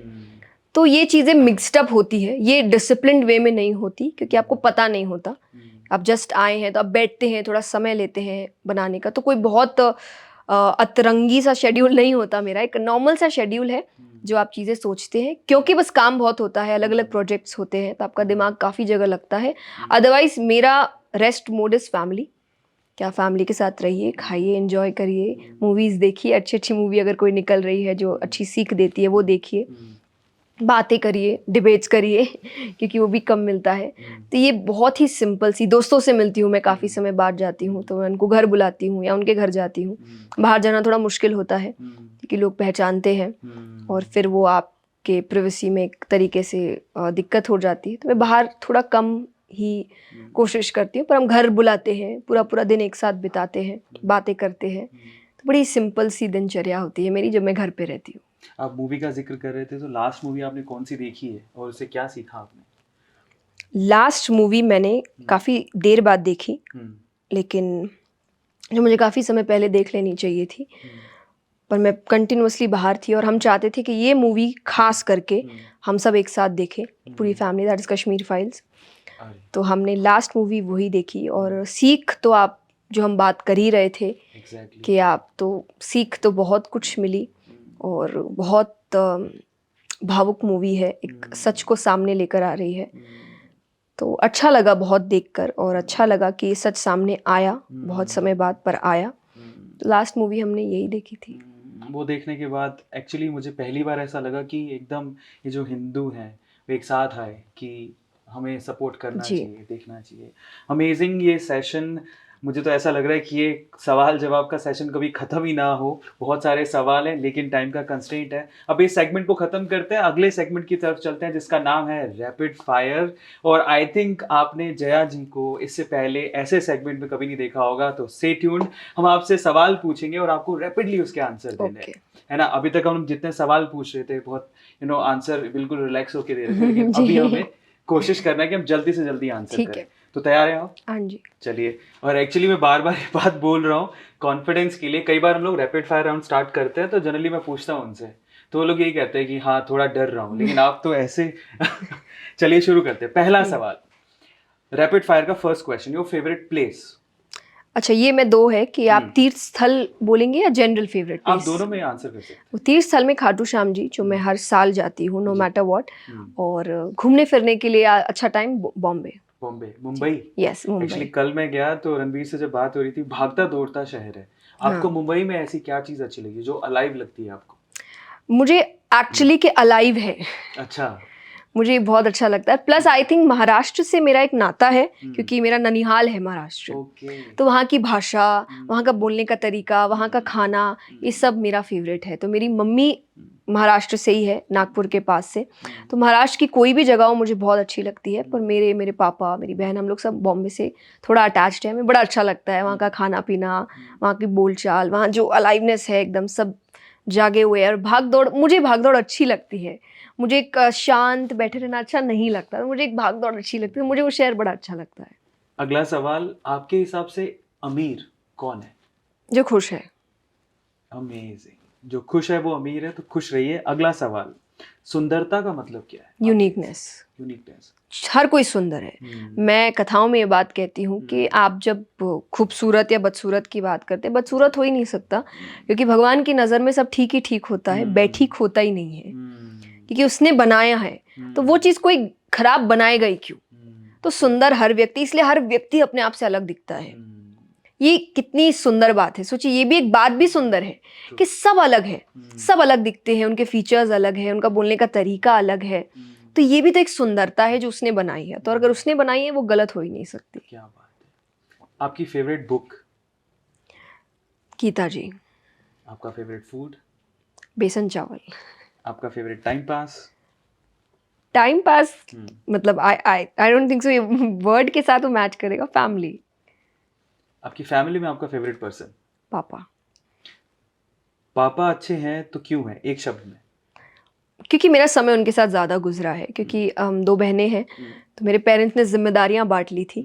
तो मैं जब बहुत ज़्यादा ट्रैवल करती थी तो पापा मेरे साथ रहते थे, मम्मी चेतना के साथ रहती थी। तो मेरा समय मेरे पापा के साथ बहुत गुजरा है। देखिए, ये एक दूसरी बात है, पर मैं अगर फीलिंग्स के साथ कहूँ तो मैं अपनी मम्मी से बहुत क्लोज हूँ, कि मैं उनके सामने कुछ भी बात कर सकती हूँ, कुछ भी कह सकती हूँ। ऐसे मैं पापा के सामने भी कह ही सकती हूँ, पर फिर भी एकदम एकदम छोटी से छोटी बात, तो वो चीज़ है। पर एक होता है ना कि बेटियों को पापा अच्छे लगते हैं, बस कोई रीज़न नहीं होता, पापा।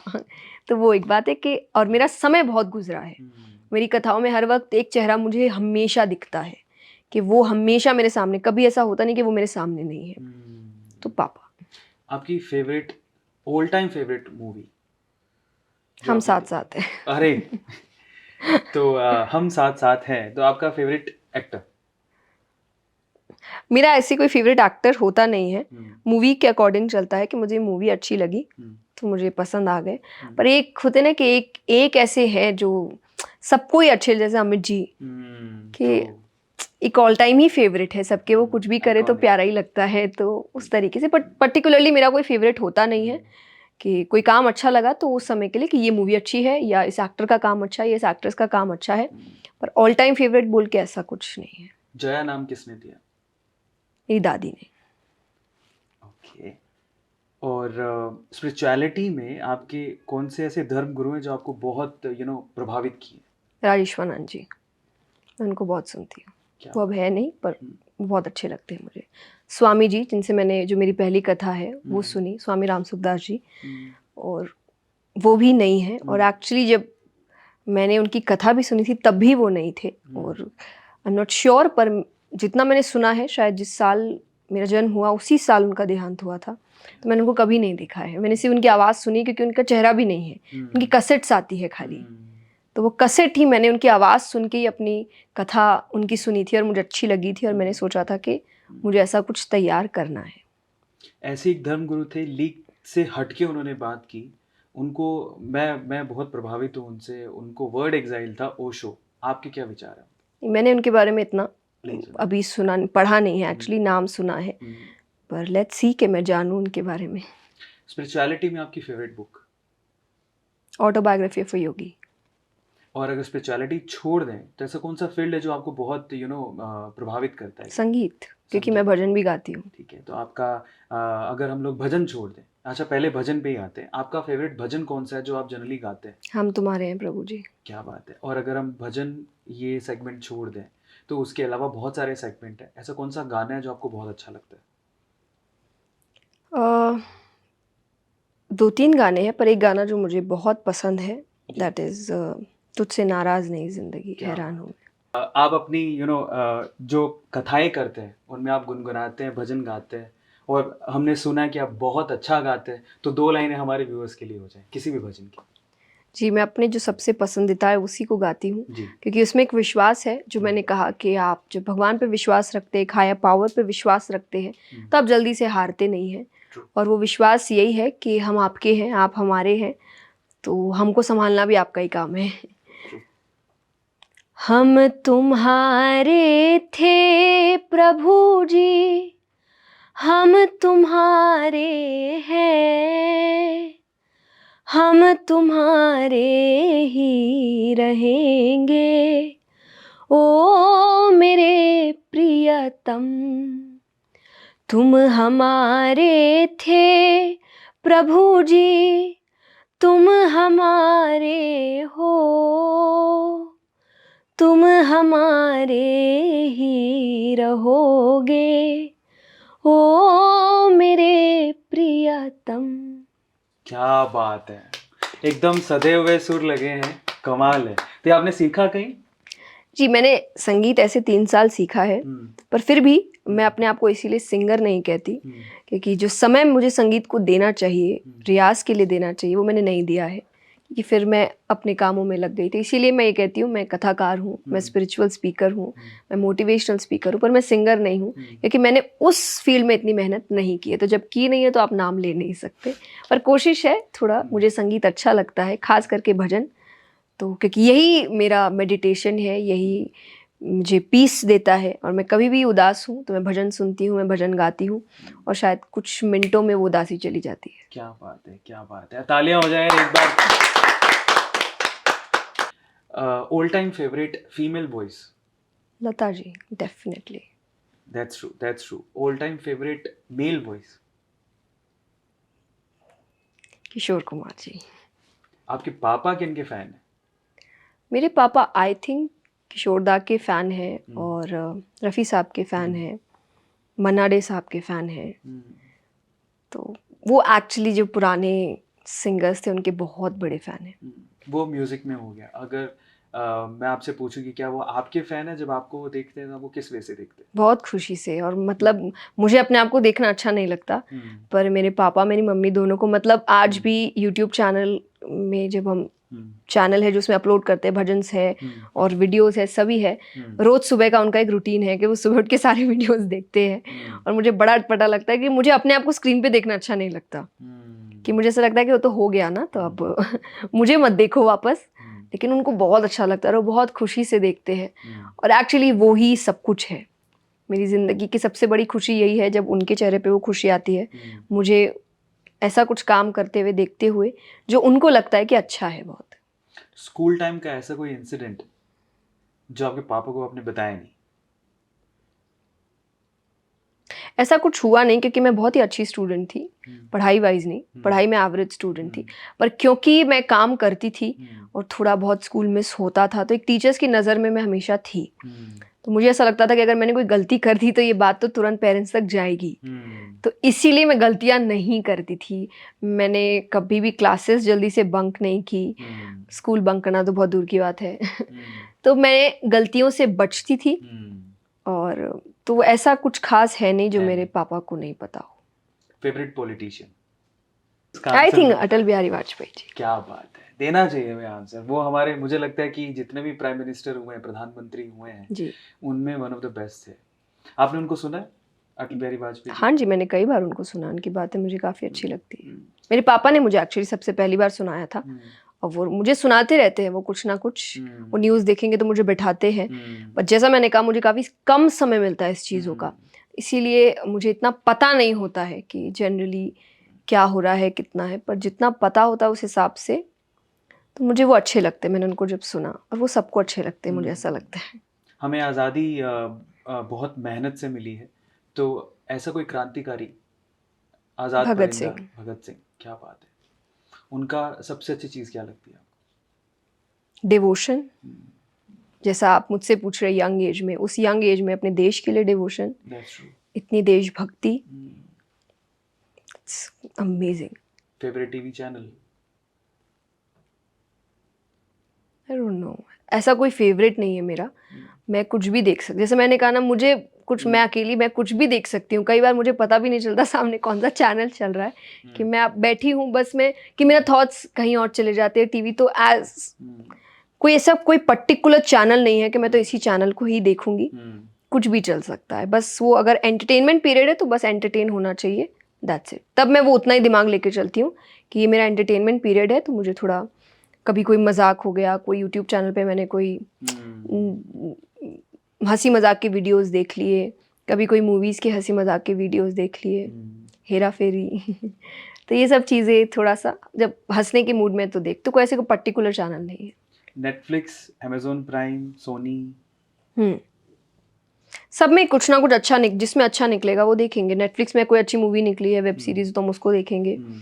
और अगर कहीं और प्राइम वीडियो है, कहीं पर भी कुछ निकलेगा जो अच्छा है और मुझे लगता है कि हमें देखना चाहिए, तो हम देखते हैं। तो वो कोई पर्टिकुलर नहीं हम इसी को देखेंगे, आप जिसमें अच्छी चीज़ निकालेंगे हम उसको देखेंगे। हमारा ध्यान अच्छी चीज़ पर है। जो हमारी एंटरटेनमेंट इंडस्ट्री है बेसिकली दो चीज़ों को देखती है। आप एक अच्छे कम्युनिकेटर हो या फिर आप अच्छा दिखते हो, तो आपको ऑफर्स आते हैं जी। आप में दोनों क्वालिटीज़ है। तो आपको कभी फ्रंट ऑफर आया बॉलीवुड की तरफ से कि चलो आओ, कभी ऐसा बिग बॉस में काफ़ी बार ऐसा होता है कि लोग धर्मगुरु को बुलाते हैं? पता नहीं, देखिए टू बी वेरी ऑनेस्ट, हो भी सकता आए हो भी सकता नहीं आए हो, क्योंकि ये चीज़ें मेरी टीम देखती है। पर मेरी टीम को पहले ही पता है कि मेरा ऑब्जेक्टिव क्या है काम करने का, तो हम इन चीज़ों पे ज़्यादा ध्यान नहीं देते। पर अगर कोई धार्मिक फिल्म है जो बनने जा रही है, आप पे ही बन रही है, आप ही को ऑफर आ गया, तो एक्सेप्ट करोगे? पता नहीं। Future plan. यहाँ पे हमारा रैपिड फायर सेगमेंट भी खत्म होता है। अब हम अगले सेगमेंट की तरफ चलते हैं, जहां पर आई थिंक वो सेगमेंट ऐसा ही है जितना मैं सोच पा रहा हूँ कि मैं आपके सामने एक वर्ड बोलूंगा, ठीक है, और उस वर्ड को सुनने के बाद आपका क्या रिएक्शन है या आपके दिमाग में क्या आता है, आपको ब्लंटली वो बताना है। अच्छा ठीक है। तो चलो स्टार्ट करते हैं। पहला, भाग्य। मेहनत। दूसरा, प्रकृति, नेचर। पेशेंस। पैसा। ज़रूरी। प्रेम। अनकंडीशनल। संतोष। मुश्किल। ईगो। ये वर्ड नहीं कहूंगी, पर इसमें विनाश काले विपरीत बुद्धि मेरे लिए, कि जब ईगो आता है इंसान में तो अच्छे से अच्छी चीज को भी अंत में ले आता है। ट्रू। देशभक्ति। जरूरी। समय। कीमती। खाना। बहुत अच्छा लगता है पर खा नहीं सकते, जैसा आपने कहा कि अब आप बाहर रहते हैं, आपको अपने हेल्थ का भी ध्यान रखना पड़ता है, पर बहुत अच्छा लगता है। Like, खाना इज द बेस्ट थिंग, हम खाने के लिए ही जीते हैं। पापा। सब कुछ। और जया खुद के लिए? बहुत कुछ और फाइनली अगर जया को डिफाइन करना हो एक ही वर्ड में, तो वो क्या होगा? एक्सप्रेसिव। Amazing. मुझे ऐसा लगता है कि ये कहते हैं ना कि आप सबका एक यूएसपी होता है। मुझे ऐसा लगता है कि एक्सप्रेस करने का तरीका मेरी यूएसपी है, चाहे वो गाने में हो, चाहे वो बोलने में हो, चाहे वो भावनाओं को सामने व्यक्त करने में हो। और ये मैं अपने मन से नहीं कह रही, कि मुझे सामने से लोगों ने ये बात कही है कि अगर मैं कोई ऐसी बात कर रही हूँ जो और भी लोग कर रहे हैं पर उनको मेरी ही बात अच्छी लग रही है, क्योंकि मैं उसको एक्सप्रेस अच्छे से करती हूँ। तो शायद ये कि मेरा एक्सप्रेसिव नेचर, कि मैं चीज़ों को एक्सप्रेस बहुत अच्छे से कर सकती हूँ। आखिरी सवाल इसी सेगमेंट में, जिंदगी। एक्सेप्टेंस। ये गीता जी की भी बात है कि आप जिंदगी को एक्सेप्ट करना सीखिए। जैसे सीजन्स है कि आप सीजन्स हटा नहीं सकते। अब आपको गर्मी अच्छी नहीं लग रही है तो आप क्या बोलेंगे, गर्मी चली जाए, वो चली जाएगी नहीं। आप फैन चला देते हैं, आप एसी चला देते हैं। ठंड अच्छी नहीं लग रही तो ठंड थोड़ी चली जाएगी, सर्दी का मौसम तो रहेगा, तो आप कुछ ना कुछ पहन लें। तो जिंदगी यही है, एक्सेप्ट करना कि जिंदगी बहुत कुछ देगी, ऊंच नीच, इधर उधर, दुख सुख सब कुछ मिलेगा। मुझे करना क्या है उस पर वो देखना है। तो जिस दिन ये एक्सेप्टेंस हो गया जिंदगी को लेकर कि मुझे जिंदगी को एज इट इज एक्सेप्ट करना है, चेंजेस मेरी तरफ आएगी। आप जैसे अब मान लीजिए, जैसे मैं नेचर के लिए मैंने शब्द का पेशेंस। नेचर क्या है? पेशेंस। अब फॉर एग्जाम्पल किसी को रात अच्छी नहीं लगती तो क्या वो बोल सकता है सूरज को जल्दी उग जाओ? वो तो अपने ही समय पर आएगा। बीज लगाइए, आप बोल सकते कल पेड़ बन जाओ, वो तो अपने ही समय पर होगा। तो तुम अपने रिएक्शंस ठीक कर सकते हो। तो जिंदगी भी यही है कि दुख तो आएंगे, अप्स एंड डाउन्स ये लगे रहेंगे, प्रॉब्लम्स आती रहेगी, खुशियां भी आती रहेगी, पर अगर तुम इन चीजों को अपने ऊपर हावी नहीं होने दोगे, कब, जब तुम मान के चलोगे कि ये होगा। तो मैं मान के चलती हूँ कि कुछ भी हो सकता है कभी भी, ये एक एक्सेप्टेंस है मेरे लिए। जिंदगी माने कुछ भी कुछ भी हो सकता है, तो मैं रेडी हूँ हर चीज के लिए। पर अगर यही मैं मान लूँ कि नहीं मेरे ही हिसाब से होगा, मेरी ही प्लानिंग चलेगी, तो वो तो होगी नहीं। क्योंकि ये 2 साल ने यही सिखाया कि लोगों ने बहुत कुछ प्लान किया, नेचर ने कुछ और ही प्लान किया। एग्जैक्टली। पर जिसने उसको मान लिया वो इस 2 साल में ठीक से निकल गए।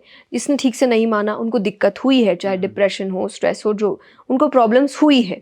तो यही है कि जिंदगी को मान के चलो कि जिंदगी कुछ भी ला सकती है, पर मैं सामना कर लूंगी। तो मेरी यही सोच है कि जो लाना है सामने लाओ, मैं सामना कर लूंगी। आखिरी 2 सवाल जोड़ना चाहूंगा इसी से रिलेटेड। जिंदगी का सबसे कड़वा सच? मृत्यु। और जिंदगी का सबसे मीठा फल? परिवार। क्या बात है। मेरा तो मन ये कर रहा है, सच बता रहा हूँ, कि कॉन्वर्जेशन कभी एंड ना हो, कभी खत्म ना हो। बिकॉज फर्स्ट टाइम मुझे ऐसा लग रहा है कि हमने बड़ा पेशेंस के साथ में और बड़ा पैशन के साथ में इस कॉन्वर्जेशन को सुना, हमने किया। सबसे पहले तो थैंक यू सो मच, आप यहाँ पर आए और हमें समय दिया, और समय के साथ साथ आपकी ज्ञानवान बातें सुनने को मिली। और एज अ पर्सन मैं आपको ज़्यादा जान पा रहा हूँ, और मुझे लगता है कि अब मैं भी आपका एक फॉलोवर बन गया हूँ। मैं सुनना चाहूँगा और ज़्यादा सुनना चाहूँगा।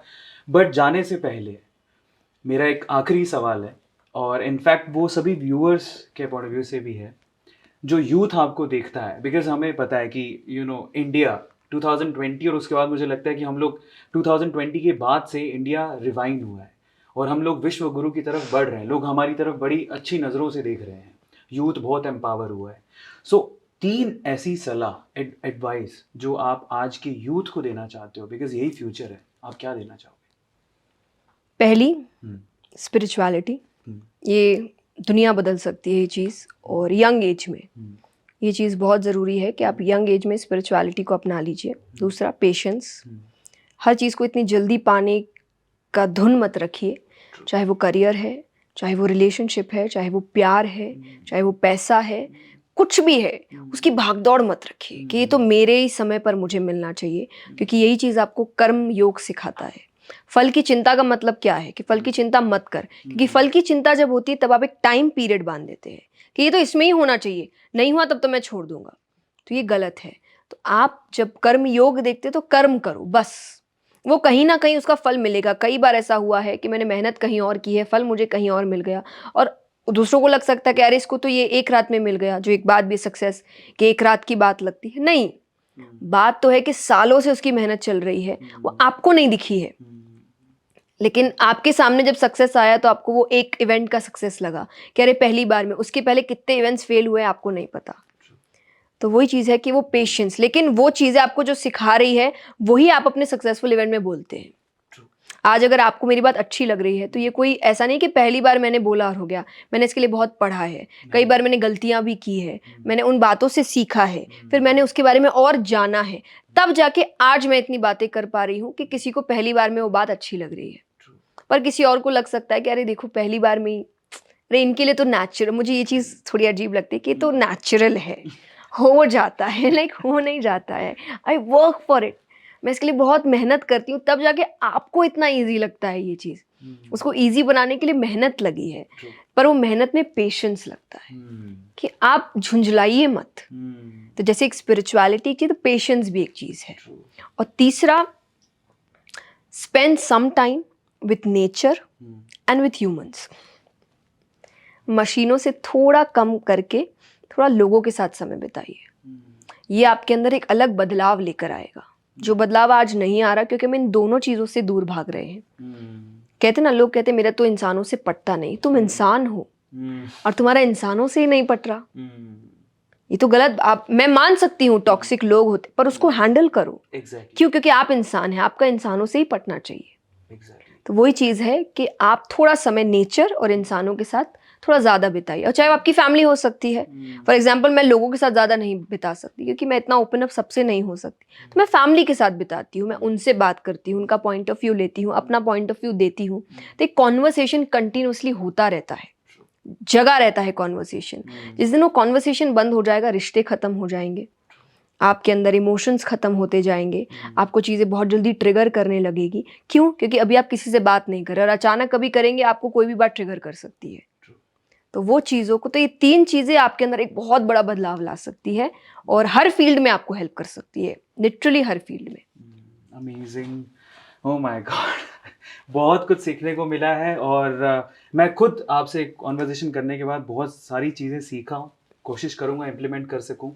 और बस यही फ़ायदा होता है जब आप एक छत के नीचे किसी ज्ञानी के साथ बैठ जाए तो बहुत सारी चीज़ें सीखने और समझने को मिलती है और बहुत सारे सार समझ में आते हैं। और आपके साथ तो मैंने बहुत सारी चीज़ें समझी हैं और सीखी हैं, इम्प्लीमेंट करने की कोशिश करूँगा। और इनफैक्ट मैं चाहूँगा कि आपके साथ कभी और एक बार और मौका मिले पॉडकास्ट करने का, और बहुत सारे सवाल हम लोग लेंगे, क्योंकि आज तो टाइम कंस्ट्रेंट हो, बहुत लंबा सेशन वैसे ही हो गया, बट बहुत सारे सवाल रह गए जो अगली बार कभी कोशिश करेंगे उसको पूरा करने के लिए। लेकिन फिर भी मैं आप लोगों से कहूँगा कि आपको सबसे पहले गाइस, आई थिंक ये सेशन में बहुत सारी चीज़ें सीखने को मिली होंगी, लेकिन एक पर्टिकुलर चीज़ जो आपको बहुत ही अमेजिंग लगी, एक क्वेश्चन जिसका आंसर आपको जया जी से बहुत अमेजिंग लगा, उसे कमेंट सेक्शन में लिखिएगा। दूसरा, आप हैं तो हम हैं, इसीलिए आप लोगों को सिंपली एक काम करना है, इस पर्टिकुलर सेशन को लाइक करना है, चैनल को सब्सक्राइब करना है और शेयर करना है लोगों के साथ, क्योंकि बुरी बातें फैलने में एफर्ट्स नहीं लगते, लेकिन अच्छी बातों को फैलाना, ये इसमें बहुत एफर्ट लगता है और आपकी मेहनत हमें इसके लिए चाहिए। So please share this particular session और प्यार फैलाइए इसी तरह से। और ज़रूर बताइएगा कमेंट सेक्शन में कि आपको कौन सा सेगमेंट सबसे अच्छा लगा। और उसके अलावा अगले सेशन में अगर आप चाहते हैं कि जया जी हमारे साथ ज्वाइन करें, तो आपके कौन से ऐसे सवाल हैं जिसके जवाब आप इनसे चाहते हैं, कमेंट सेक्शन में बताइएगा। इसी तरह के सेशंस के लिए जुड़े रहिए। Till then, thank you so much.